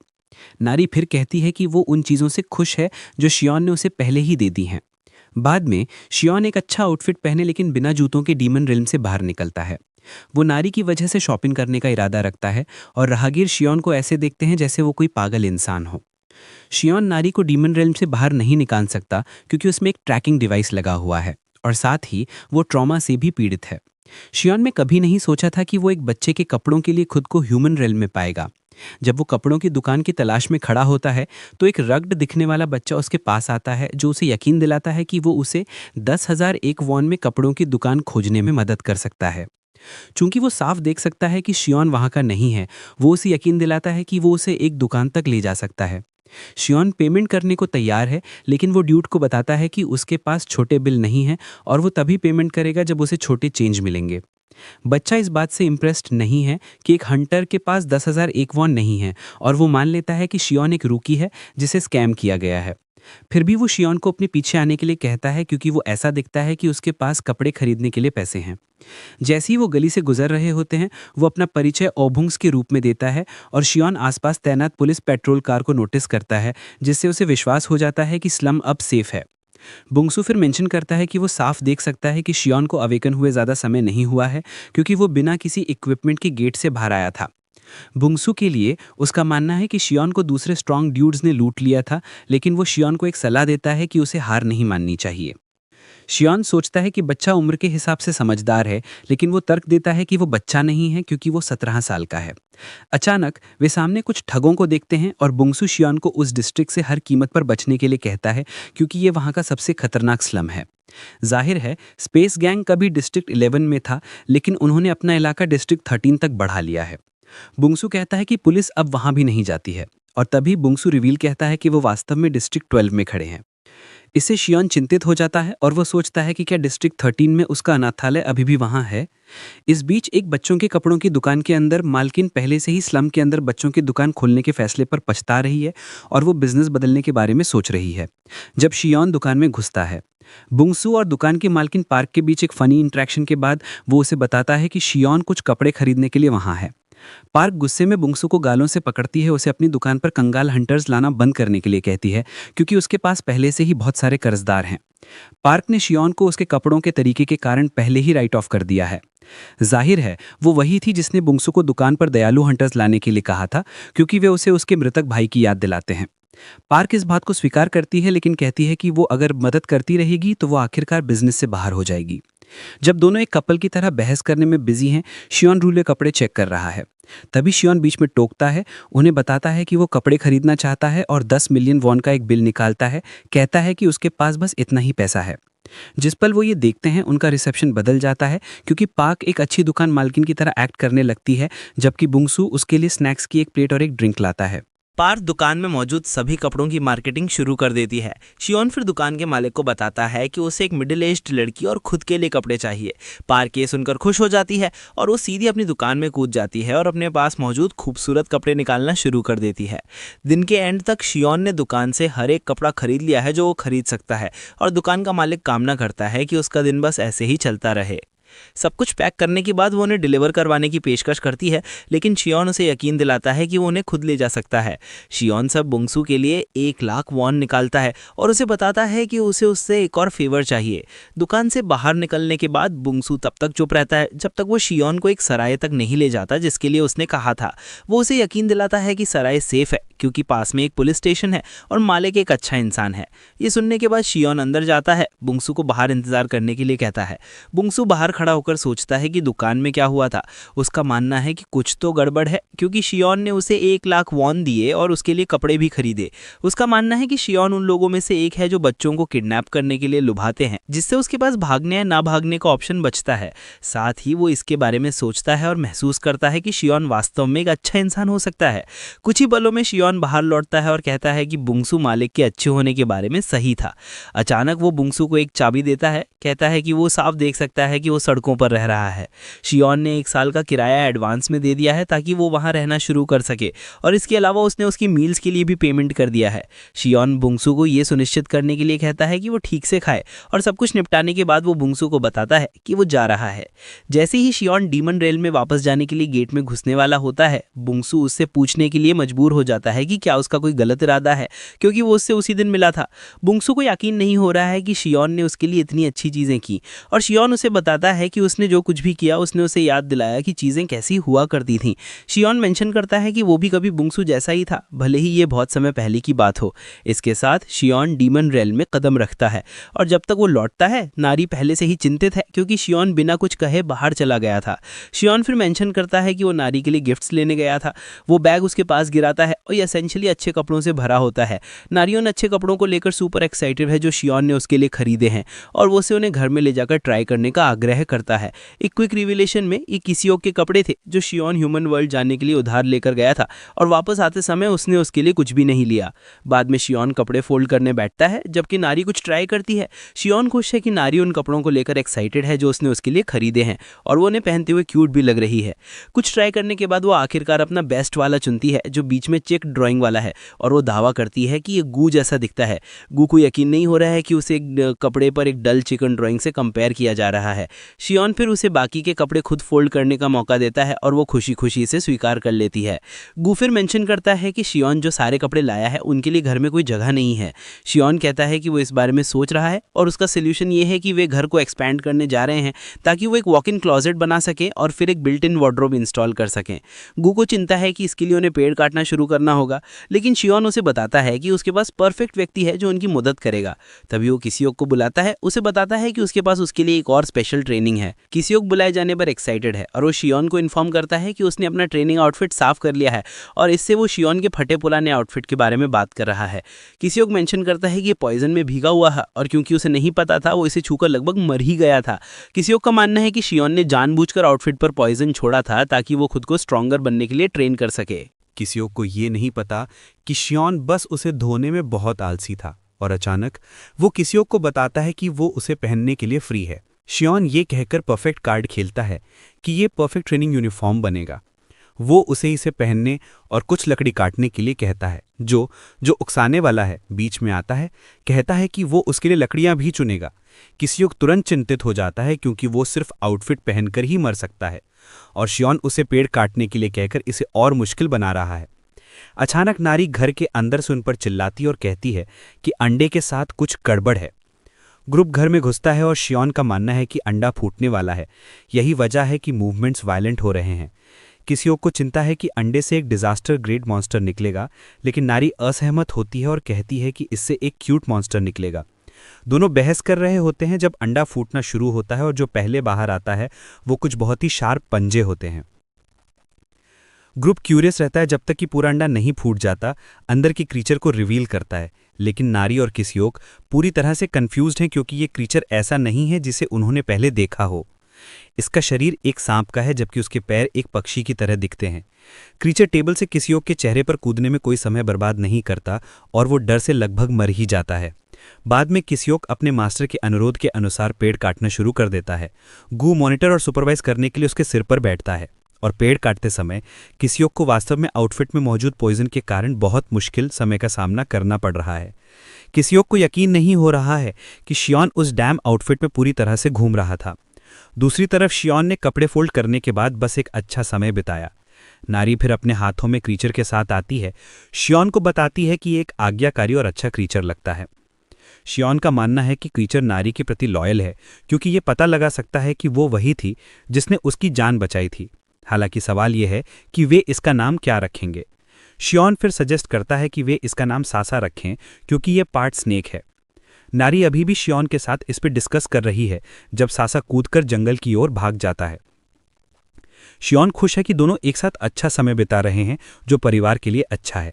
शियोन फिर गू को बताता है कि उसने सासा जैसा क्रीचर पहले कभी नहीं देखा है और गू भी यही कहता है, जिसका मतलब संभवतः यही है कि ये एक रेयर स्पीशीज है। हालांकि गू जानता है कि ये निश्चित है कि मॉन्स्टर वॉल्केनिक रीजन से है और इस वजह से उन्हें मैंड्रागोरा पर नजर रखने की जरूरत है। जाहिर है कि वॉल्केनिक जोन के मॉन्स्टर्स प्लांट टाइप स्पीशीज को एक डेलिकेसी मानते हैं। बेसिकली वे जो भी प्लांट देखते हैं उसे चबा जाते हैं क्योंकि उस रीजन में प्लांट्स की कमी होती है। इसके अलावा उन्हें ऐसे प्लांट्स पसंद है जो स्ट्रॉन्ग डेमोनिक एनर्जी से भरे हों। इस वजह से गू कॉन्फिडेंट है कि मॉन्स्टर मैंड्रागोरा को खोदने की कोशिश करेगा ताकि वो उन्हें खा सके। जैसे कि गू ने प्रिडिक्ट किया था, मॉन्स्टर ने पहले ही मैंड्रागोरास के फील्ड में अपना रास्ता बना लिया है और उनके बीच एक घूरने का सिलसिला शुरू हो जाता है। नारी उन्हें रोकना चाहती है लेकिन शियोन कहता है कि इसकी कोई ज़रूरत नहीं है। उसका मानना है कि वे मॉन्स्टर्स हैं और उन्हें अपने डिफरेंसेस को सुलझाने के लिए कम से कम एक बार एक दूसरे से भिड़ना होगा। क्योंकि सासा अभी भी काफ़ी छोटा है, शियोन को नहीं लगता कि ये प्लांट्स के लिए बहुत खतरा है। तभी सासा सबसे छोटे मैंड्रागोरा पर निशाना साधता है लेकिन सबसे बड़ा वाला उसे ब्लॉक कर देता है। मैंड्रागोरा तुरंत एक डिफेंसिव फिर काउंटर अटैक फॉर्मेशन में कूद जाता है और जैसा कि उम्मीद थी, दूसरा मैंड्रागोरा काउंटर अटैक लॉन्च करता है। हालांकि सासा अपनी पूंछ से अटैक को ब्लॉक करता है जबकि वो मुस्कुराता हुआ दिखता है। हालांकि तीसरा वाला पहले ही सासा पर क्लोज डाउन करने का मौका यूज कर लेता है। अंत में मैंड्रागोरा सासा को पीटते हैं और वो रोना शुरू कर देता है। सासा भाग जाता है और शियोन मेंशन करता है कि मैंड्रागोराज हामेई के पहले राउंड के विनर हैं। क्योंकि शो खत्म हो गया है, शियोन सजेस्ट करता है कि अब ये समय है कि वे जो कर रहे थे उस पर वापस लौटें। 2 दिन बाद किसी और घर का एक्सटेंशन पूरा करता है और किसी और खुशी खुशी अपनी गाल से आंसू बहते हुए आउटफिट को फेंक देता है। वो सोचता है कि क्या उसने इसे अच्छी तरह से किया, लेकिन शियोन आता है, उसकी तारीफ करता है कि उसने इसे उम्मीद से भी बेहतर किया है। नारी भी इम्प्रेस्ड है क्योंकि घर से फूलों की खुशबू आ रही है और ये गू द्वारा बिल्डिंग के लिए एरोमेटिक लकड़ी चुनने के कारण है। शियोन कॉन्फिडेंट है कि वहां रखे सभी कपड़ों से भी अच्छी खुशबू आएगी। जब किसी और को पता चलता है कि शियोन ने नए मॉन्स्टर को एक नाम दिया है जो सासा है, तो वो एक कथित रूप से बेहतर नाम का प्रपोजल रखता है। शियोन उसे अपना प्रपोज नाम बताने के लिए कहता है और वो स्नेक चिक चुनता है, जो एक इंसान द्वारा सोचा जा सकने वाला सबसे डम नाम है। नारी अपना खुद का नाम सजेस्ट करती है लेकिन वो भी ट्रैश निकलता है। गू बातचीत में शामिल होना चाहता है और शियोन उससे उसका असली नाम पूछने का फैसला करता है क्योंकि उसने दावा किया था कि उसका पहले एक नाम था। गू फिर खुलासा करता है कि उसका असली नाम रॉकी माउंटेन हूफ है, जो मूल रूप से उसकी पहचान को एक्सप्रेस करता है। शियोन निराशा में आहें भरता है क्योंकि वो डल ब्रेन्स के एक झुंड के साथ रह रहा है। चूंकि कोई और बेहतर नाम नहीं सोच सकता, ग्रुप बस सासा पर ही अटकर रहता है। क्योंकि उन्होंने घर का एक्सटेंशन पूरा कर लिया है, गू शियोन से पूछता है कि उनका अगला प्लान क्या है। शियोन फिर बताता है कि उसने ह्यूमन रेल में रहते हुए क्या सोचा था। वो सजेस्ट करता है कि वे घर के चारों ओर एक मजबूत फेंस बनाएं ताकि मॉन्स्टर्स को अंदर आने से रोका जा सके, भले ही वो आसपास ना हो। किसी और घर को घूरता है और शक करता है कि क्या कोई भी या कोई मॉन्स्टर अपने सही होश में डरावने घर के पास आने की कोशिश करेगा। शियोन फिर कहता है कि एक एस क्लास मॉन्स्टर या रोग हंटर्स आ सकते हैं। चूंकि वे लोगों को बाहर रखना चाहते हैं, गू कहता है कि इसे डेंस डिमोनिक एनर्जी वाले मटेरियल से बनाया जाना चाहिए और इसे पाने के लिए उन्हें कोस्टल एरिया में जाना होगा। जाहिर है कि वहाँ एक पीला क्वार्ट्स है जो ब्लैकस्टोन से भी ज़्यादा हार्ड है। शियोन पहले से ही इमेजिन करता है कि अगर वे उस पर ग्लो स्टोन्स भी लगाते हैं तो फेंस कितनी खूबसूरत लगेगी। जबकि नारी और गू कोस्टल एरिया जाने को लेकर एक्साइटेड हैं, किसी और को उसके बारे में एक बुरा सपना आ रहा है। किसी और डर से मरा जा रहा है, लेकिन तभी उसकी नाक से खून बहने लगता है, जिसका मतलब है कि उसे ह्यूमन वर्ल्ड लौटना होगा। किसी और इससे ज़्यादा खुश नहीं हो सकता क्योंकि ये सही समय पर हुआ। किसी और तुरंत शियोन को बताता है कि उसे डिमोनिक एनर्जी के लिए दवाइयाँ लेने के लिए बाहर जाना है और शियोन सहमत हो जाता है। वो उसे मैंड्रागोरस का ध्यान रखने के लिए कहता है अगर वे देर से वापस आते हैं। किसी और फिर शियोन को कोस्टल रीजन से सावधान रहने के लिए कहता है क्योंकि ये एक ए रैंक हंटर्स और उससे नीचे के लिए खतरनाक जगह है। बेसिकली उस रीजन पर 2 डिजास्टर ग्रेड मॉन्स्टर्स का ये बात शियोन पहली बार सुन रहा था और किसी को समझाता है कि रिपोर्ट्स के मुताबिक ये वो काइमेरा हंटर्स हैं जो बहुत पहले लैब से भाग गए थे। जाहिर है उनके सिर तो पक्षियों के हैं लेकिन उनकी बॉडी अभी भी इंसानी है। इसी बीच कुछ हंटर्स उन्हीं डिजास्टर क्लास मॉन्स्टर्स से भिड़ रहे होते हैं। वो एक डायरेक्ट ट्रैकिंग हिट मारते हैं जिससे मॉन्स्टर्स दूसरी दिशा में मुड़ जाते हैं। उन्हें लगता है कि मॉन्स्टर भाग रहा है और वो उसका पीछा करने का सुझाव देते हैं। हालांकि उनमें से एक कहता है कि उन्हें मॉन्स्टर्स के शेल्टर तक पहुंचने का इंतजार करना चाहिए और फिर उन्हें खत्म करना चाहिए। हंटर्स हैरान हैं कि 60 साल बाद भी ये मॉन्स्टर्स अभी तक मरे नहीं हैं। उनका मानना है कि काइमेरा पूरी तरह से मॉन्स्टर्स में बदल गए हैं और हंटर्स इन मॉन्स्टर्स को काइमेरा हंटर्स की महान उपलब्धि को धूमिल नहीं करने देंगे। अचानक वो नोटिस करते हैं कि मॉन्स्टर भाग नहीं रहा है बल्कि सीधे उनकी तरफ आ रहा है। टीम लीडर अपने आदमियों को आने वाले अटैक के खिलाफ एक बैरियर खड़ा करने का ऑर्डर देता है। हालांकि उनका बैरियर मॉन्स्टर के आगे ज्यादा कुछ नहीं कर सका क्योंकि उसने उसे एक ही झटके में चकनाचूर कर दिया। तब जाकर उन्हें एहसास होना शुरू होता है कि उन्होंने मॉन्स्टर की ताकत को गलत आंका है। मॉन्स्टर फिर से उन पर हमला करता है और उन्हें खत्म करने ही वाला होता है तो तभी सीन में नारी की एंट्री होती है जो मॉन्स्टर को एक घूंसा मारती है और कहती है कि अपने साइज के लोगों से पंगा लो। मॉन्स्टर समझ जाता है कि नारी एक काइमेरा है और वो सिचुएशन को फिर से समझने के लिए पीछे कूद जाता है। नारी फिर चियोन से कहती है कि मॉन्स्टर हंटर्स को परेशान कर रहा है, लेकिन चियोन को लगता है कि असल में बात कुछ और है। तभी हंटर्स को पता चलता है कि मैकेनिकल काइमेरा उनके आसपास है। यहीं चियोन को एहसास होता है कि नारी में अभी भी एक ट्रैकिंग डिवाइस लगा हुआ है। इसके अलावा चियोन उस पक्षी के सिर वाले बंदे को जानता है। चियोन उस पर चिल्लाता है, उसे याद दिलाता है कि वे रूममेट्स थे, लेकिन उसे उसका टैग नंबर याद नहीं आ रहा। जब चियोन उस बर्ड हेड से बात कर रहा होता है तो हंटर सुझाव देते हैं कि अच्छा होगा कि वो पीछे हटकर इंसानी दुनिया में लौट जाएं। हालांकि उनका प्लान और मजबूत होकर वापस आने का है, और जैसे ही चियोन ये सुनता है वो समझ जाता है कि ये लोग आगे चलकर सिरदर्द बनने वाले हैं। बिना किसी झिझक के वो सुझाव देता है कि वो और बर्ड हेड इस सिचुएशन को संभाल लेंगे। पता चलता है कि वो पक्षी सच में उसका रूममेट था, नंबर 33। नंबर 33 भी चियोन से आने वाली गंध को पहचान लेता है और वो समझ जाता है कि वो नंबर 17 है। 66 साल पहले टीडीए लेबोरेटरी के पास एक जंगल में नंबर 33 एक छोटी लड़की को अपनी पीठ पर लादे लैब से भागने की कोशिश कर रहा था। जाहिर तौर पर उस छोटी लड़की का नाम तब जिया था और नंबर 33 उन दोनों को सुरक्षित निकालने के लिए स्ट्रगल कर रहा था। जैसे ही वे जंगल से भाग रहे होते हैं वे अचानक छोटे चियोन से टकरा जाते हैं जो नंबर 33 से कहता है कि उसने उसके साइड इफेक्ट्स के बारे में सुना है और ये कि वो और भी बुरे होते जा रहे हैं। चियोन ने उसे बताया कि अगर वो 3 दिन में वापस नहीं लौटा तो उसका अंत बुरा होगा क्योंकि डेटोनेशन स्पेल एक्टिवेट हो जाएगा और उसे मार देगा। हालांकि चियोन कहता है कि उसकी बहन जिया को अभी टर्मिनेट करने का कोई प्लान नहीं है। चियोन सुझाव देता है कि नंबर 33 को लैब में ही रहना चाहिए जहां उसे अपने साइड इफेक्ट्स के लिए सप्रेसेंट्स मिल सकते हैं ताकि वो थोड़े और दिन के लिए जी सके, भले ही एक दिन के लिए ही सही। नंबर 33 फिर चियोन से कहता है कि तुम कभी समझ नहीं पाओगे कि हम कैसा महसूस करते हैं क्योंकि तुम्हारे कोई साइड इफेक्ट्स नहीं है हमारी तरह, बाकी लोगों की तरह। नंबर 33 अपनी बहन को नीचे लिटाता है और चियोन से कहता है कि उससे सिर्फ आज़ादी से जीने की परवाह है और इसे पाने के लिए वो चियोन से लड़ने के लिए तैयार है ताकि वो उसके रास्ते से हट जाए। तभी चियोन उसके लिए डीमन रेल्म का एक गेट खोल देता है जिससे नंबर 33 चौंक जाता है क्योंकि उसने कभी उम्मीद नहीं की थी कि उसके पास गेट स्टोन होगा। बेसिकली वे जानते हैं कि अगर वे डीमन रेल्म में कदम रखते हैं तो उनके पास 2 ऑप्शन हैं, या तो उनके ह्यूमन सेल्स डिमोनिक एनर्जी से जहरीले हो जाएंगे या उनके मॉन्स्टर सेल्स डिमोनिक एनर्जी को एब्जॉर्ब करके एक्टिवेट हो जाएंगे। चियोन नंबर 33 को बताता है कि डीमन रेल्म उसके लिए सबसे अच्छा ऑप्शन है क्योंकि वो मरने तक आज़ादी से जीना चाहता है।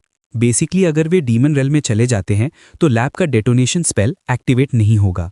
नंबर 33 ने चियोन से पूछा कि क्या डीमन रेल्म में जिंदा रहने का कोई तरीका है और उसने उसे बताया कि उसे अपनी ह्यूमन बॉडी और माइंड को डिमोनिक एनर्जी से बचाने के लिए इनफ माना इकट्ठा करना होगा।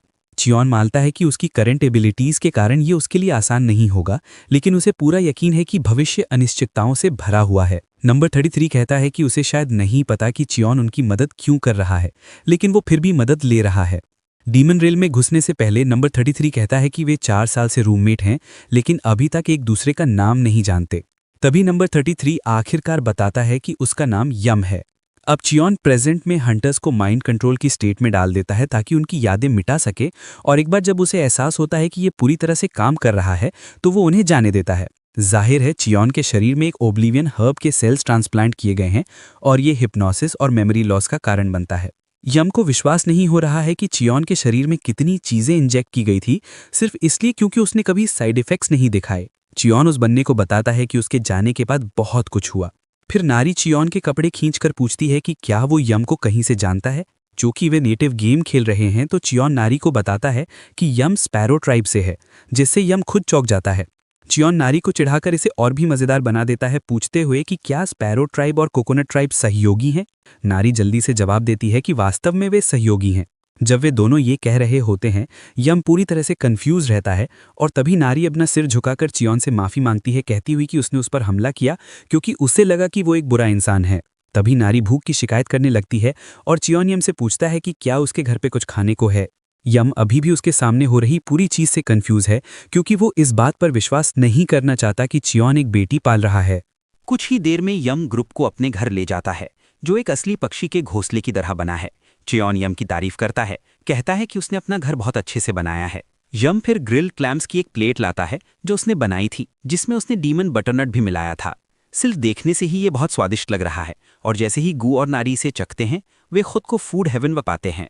यहाँ तक कि चियोन भी मानता है कि खाना सच में बहुत अच्छा है। यहाँ तक कि यम ने जो रेड मॉस मिलाया है वो भी। यम अपनी कुकिंग पर गर्व करता है क्योंकि उसने बताया कि रेड मॉस एक ऑल पर्पस मसाला है।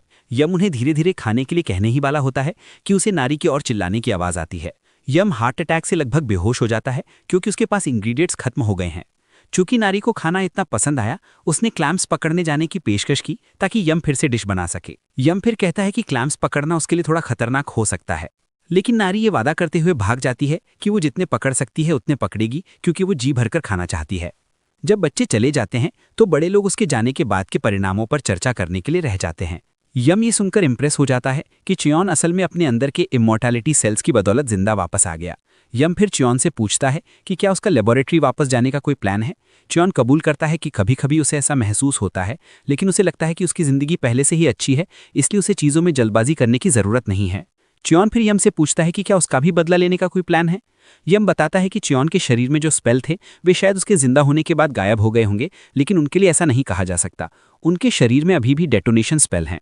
यम को पूरा यकीन है कि जैसे ही वे इंसानी दुनिया में लौटेंगे वे फट जाएंगे।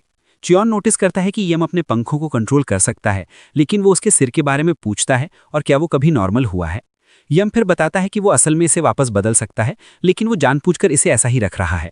जाहिर है उसकी बहन का चेहरा बदल गया है और अगर वो नॉर्मल दिखेगा तो उसकी बहन को निश्चित रूप से बुरा लगेगा। तभी चियोन यम से एक नाजुक सवाल पूछता है, जो ये है कि क्या वो जानता है कि उसके पास जीने के लिए सिर्फ 1 महीना बचा है। यम इससे हैरान नहीं है क्योंकि वो ये पहले से जानता है। यम मानता है कि जब वो पहली बार डीमन रेल में आया था तो ये मुश्किल था और उसे सिर्फ जिंदा रहने के लिए माना इकट्ठा करना पड़ा। बाद में उसे लगा कि उसका माना और डिमोनिक एनर्जी एक ही लेवल पर है और इस वजह से यम लंबे समय तक शांति से रहा। हालांकि कुछ समय पहले कुछ भयानक हुआ। जिया का माना होल उलझ गया और उसकी डिमोनिक एनर्जी बेकाबू होने लगी। यम कहता है कि उसने जबरदस्ती से खोलने की कोशिश की, लेकिन इस प्रोसेस में उसका अपना माना होल मैनेज हो गया। यम कहता है कि वो इसे मैनेज कर रहा है, लेकिन जिया सो रही है क्योंकि वो स्लीपिंग पॉइजन वाले फल खाना पसंद करती है। चियोन समझ जाता है कि जिया जानबूझकर खुद को कोमा जैसी स्टेट में रखती है ताकि उसके सिस्टम को तबाह कर रही डिमोनिक एनर्जी को धीमा कर सके। तभी चियोन को याद आता है कि एक पोशन है जिसे मैंड्रागोरा से बनाया जा सकता है ताकि माना होल को ठीक किया जा सके।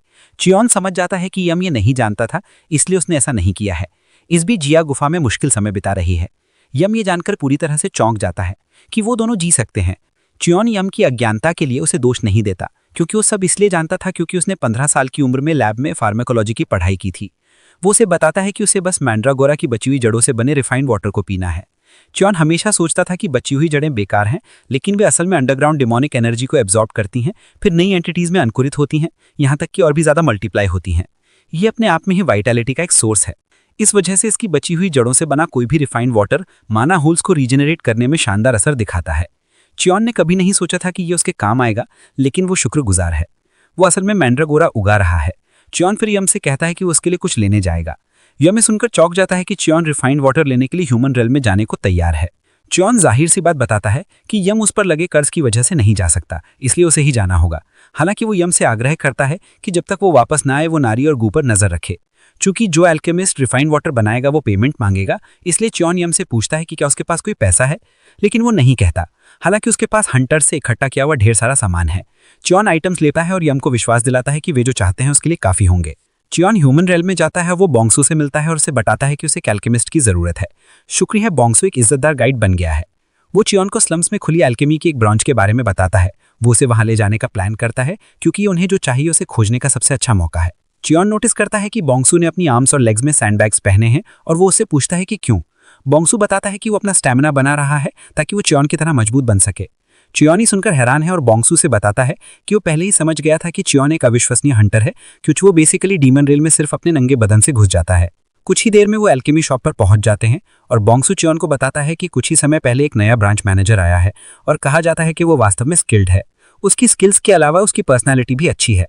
तभी वो मैनेजर को दूर से देखते हैं जिसका लोन शार्क का कॉल आ रहा होता है।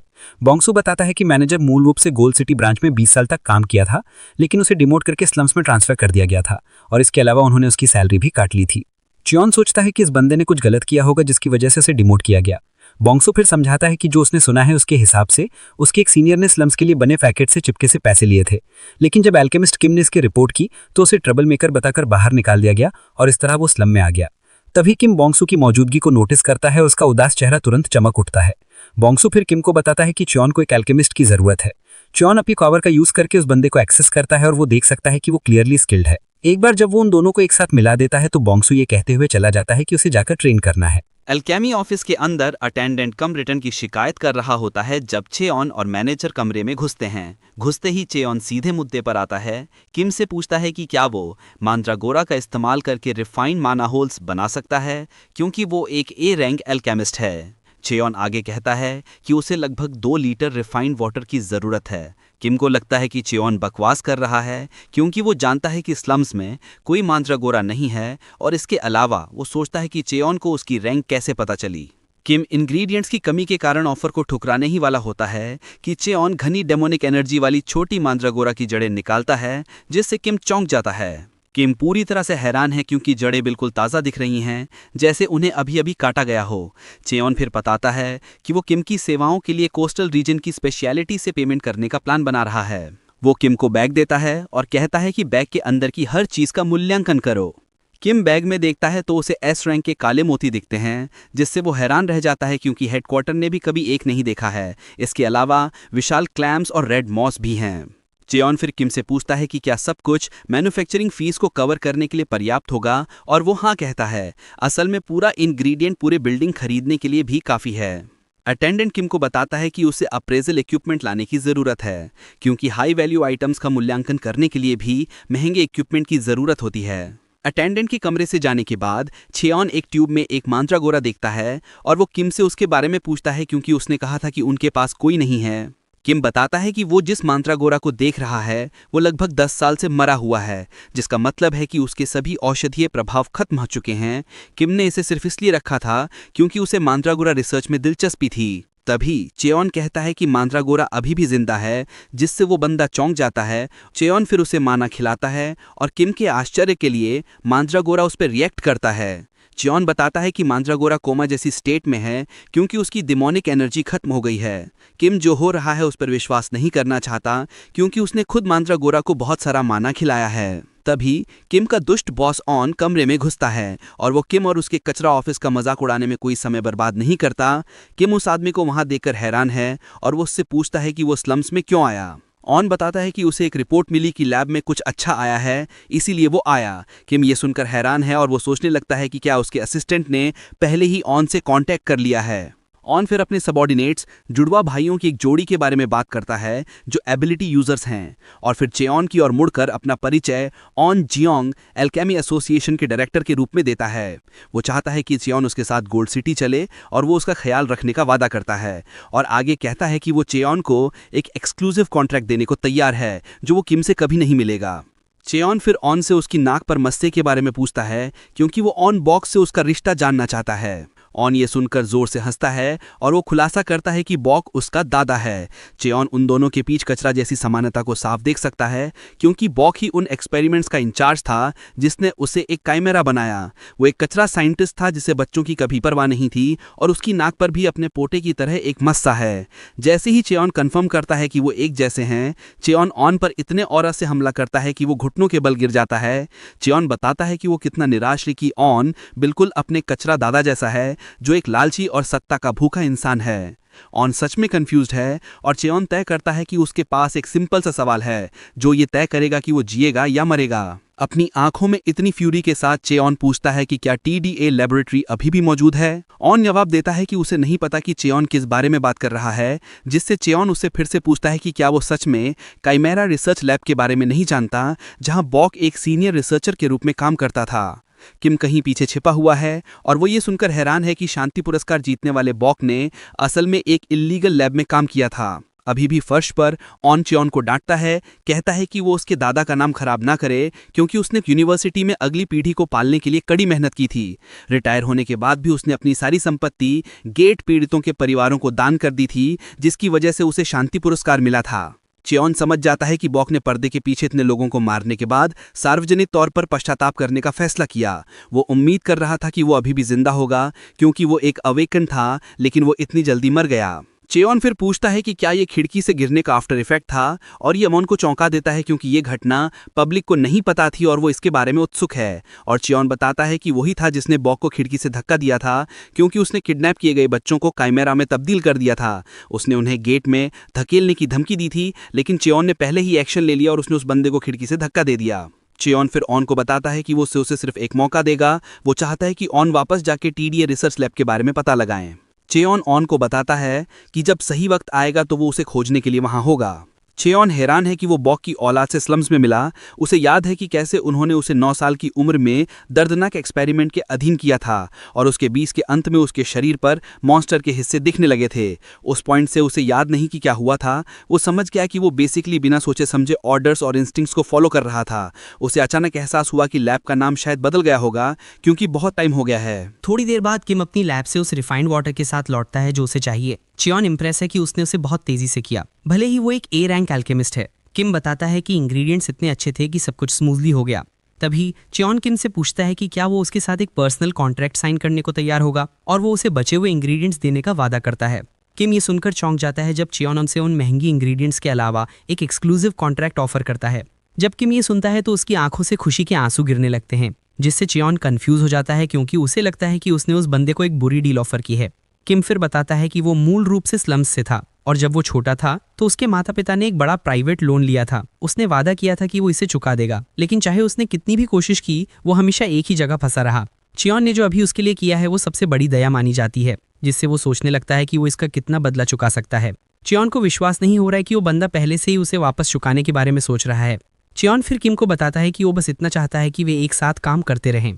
चेओन जानता है कि भविष्य में उसे किम से और भी चीज़ों की ज़रूरत होगी। चूंकि उसका काम हो गया है, वो समझता है कि अब वापस जाने का समय आ गया है, लेकिन वो उम्मीद करता है कि उसकी एब्सेंस में कुछ गलत न हुआ हो।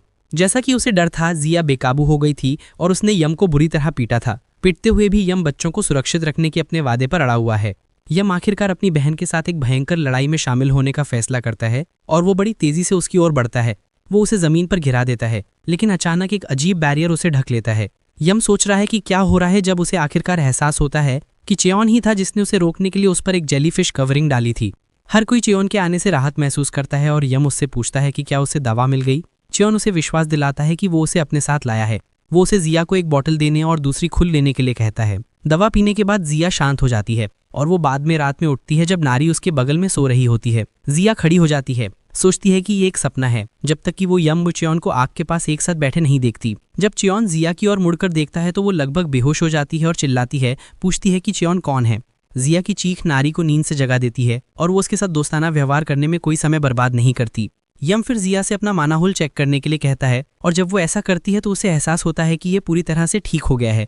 इसके अलावा उसका चेहरा नॉर्मल हो गया है। जिया ये देखकर हैरान है और वो यम से पूछती है कि उसने उनके घर पर लोगों को कहाँ से पाया। यम हैरान है कि वो चेओन को नहीं पहचान रही है, जबकि वही उसे देखने के लिए रोती रही थी।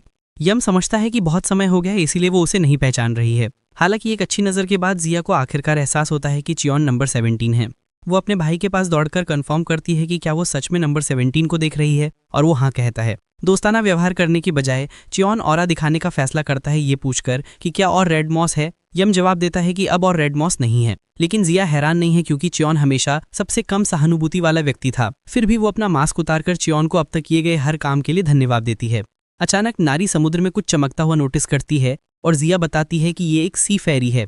जाहिर है वो बेसिकली सी हॉर्स हैं जो समुद्र की गहराई में रहते हैं, लेकिन जिया और यम ने उन्हें सी फेरी का निकनेम दिया था क्योंकि वे उनके साथ खेलते समय परियों की तरह दिखते थे। जाहिर है सी हॉर्स केवल रात में बाहर आते हैं और सुबह होने पर वापस लौट जाते हैं। जिया बताती है कि अगर वे सी फेरीज का पीछा करते हैं तो उन्हें एक पीला चमकता हुआ क्वार्ट्ज मिल सकता है। यहीं चियोन को एहसास होता है कि वो अपना मुख्य उद्देश्य पूरी तरह से भूल गया है। चियोन फिर पूछता है कि सूरज कब उगेगा और जिया कहती है कि ये बहुत जल्दी निकल आएगा। चूंकि ऐसा है इसीलिए चियोन फैसला करता है कि उसे तैरने के लिए जाने की जरूरत है। इस बीच बाहर साइंटिस्ट ने मैकेनिकल काइमेरा की अंतिम ज्ञात लोकेशन को कोस्टल रीजन के रूप में रिकॉर्ड किया है। साइंटिस्ट एक मीटिंग कर रहे होते हैं जब ऑन म्योंगडुंग को कॉल करता है। उससे पूछता है कि क्या वो टीडीए लैबोरेटरी के बारे में कुछ जानता है। म्योंगडुंग कहता है कि उसने उस लैब के बारे में नहीं सुना है और ऑन बताता है कि ये एक इलीगल लैब थी जो बहुत पहले चलाई जाती थी। म्योंगडुंग ऑन को यह बताने की कोशिश करता है कि हानबेट रिसर्च लैब उस तरह की चीजें नहीं करती है जिसकी वो तलाश कर रहा है। म्योंगडुंग बताता है कि बॉक ने हमेशा उसे एक ईमानदार और सच्चा रिसर्चर बनने के लिए कहा था। कॉल के बाद म्योंगडुंग सोचने लगता है कि ऑन को इलीगल लैब के बारे में कैसे पता चला। कुछ ही देर में उसका एक अटेंडेंट कमरे में घुस आता है। उसे बताता है कि वे लिक्विड मेटल मैंड्रागोरा बनाने में सफल हो गए हैं। म्योंगडुंग अपनी नई क्रिएशन के बारे में खुश है क्योंकि मैंड्रागोरा रिश्तेदारी के मामले में काफी असाधारण होते हैं। उसे खुशी है कि उसने थोड़ा लिक्विड मेटल पीछे छोड़ दिया था। उसे पूरा यकीन है कि मेटल मैंड्रागोरा नारी के पीछे जाएगा और उसे जल्दी से ढूंढ लेगा। वो फिर ऑर्डर देता है कि वे नारी पर इनाम तिगुना कर दें और सभी A क्लास हंटर्स को भी लगा दें। वो नारी को किसी भी कीमत पर खोजने के लिए बेताब है क्योंकि वो उसे अपनी लाइफ की मास्टरपीस मानता है। वापस डीमन रेल में यम समुद्र के सामने खड़ा है और क्वार्ट्स के बारे में चियोन के साथ हुई बातचीत को याद करता है। जाहिर है चियोन ने उसे बताया था कि वो इसे अपने घर के लिए इस्तेमाल करना चाहता है, जिससे यम चौंक गया था। यम को एहसास होता है कि चियोन डीमन रेल में अच्छा समय बिता रहा है। चियोन फिर यम से पूछता है कि क्या वो ह्यूमन वर्ल्ड घूमना चाहेगा और यम कहता है कि वो पूरी तरह से उत्सुक नहीं है, लेकिन वो देखना चाहेगा कि चीज़ें कैसे बदल गई हैं। चियोन ने फिर उसे बताया कि वो असल में उसके शरीर पर लगे कर्ज से छुटकारा पाने में उसकी मदद कर सकता है। यम इसके बारे में उत्सुक है और चियोन यम को एल्केमिस्ट के बारे में बताता है। कहता है कि किम काफ़ी स्किल्ड है। चियोन कहता है कि वो चाहता है कि किम स्पेल पर रिसर्च करे, लेकिन वो यम से आग्रह करता है कि वो अपनी उम्मीदें ज़्यादा न बढ़ाए। यम रोने लगता है और चियोन से पूछता है कि वो हमेशा उनकी मदद क्यों करता है जबकि उन्होंने उसके लिए पहले कभी कुछ नहीं किया है।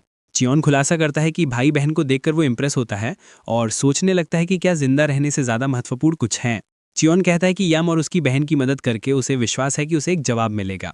अब साफ समुद्र के सामने खड़ा उसकी बहन अचानक दूर से दिखाई देती है और उसे एक रस्सी फेंकती है। कहती है कि इसे खींचो।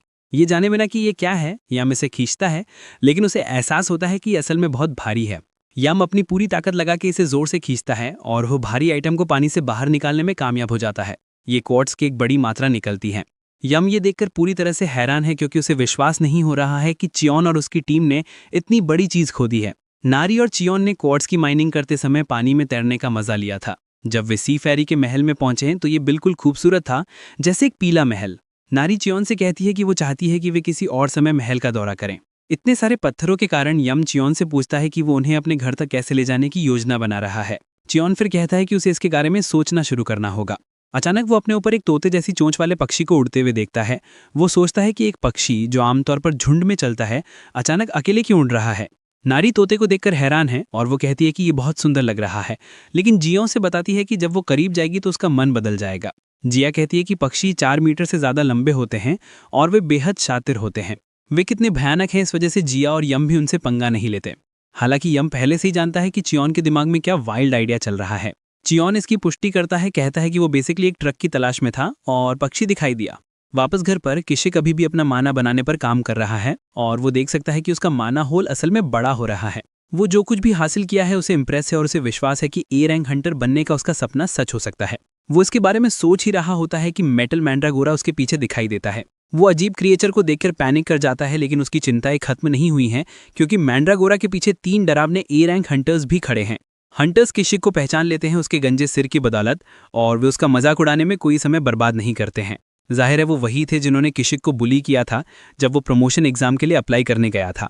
किशिक पैनिक कर रहा होता है जब उसे अचानक एहसास होता है कि बगीचे में 3 मैंड्रागोरा अपनी जगह पर खड़े हैं और वे इसे सबसे फैशनेबल तरीके से कर रहे हैं। हंटर्स मैंड्रागोरास को लेकर उत्साहित हैं क्योंकि इनकी कीमत बहुत ज्यादा है। एक हंटर मैंड्रागोरा के पास जाता है उसे धोखा देने की कोशिश करने के लिए। किशिक पहले से ही मैंड्रागोरा की रक्षा के लिए अपनी जान देने की तैयारी कर रहा होता है कि सबसे बड़ा मैंड्रागोरा हंटर को इतनी जोर से लात मारता है कि वो दूर जाके गिरता है। आश्चर्यजनक रूप से याम और जिया एक ही समय पर घर पहुंचते हैं, जिससे वे सोचने लगते हैं कि चियोन के घर पर कौन मुसीबत खड़ी कर रहा है। जाहिर है दोनों चियोन से पहले इसके घर पहुंचने के लिए आगे निकल गए थे क्योंकि तोते जैसी चोंच वाला पक्षी बहुत धीरे धीरे उड़ रहा था। चियोन द्वारा उसे वश में करने की कोशिश में पीटने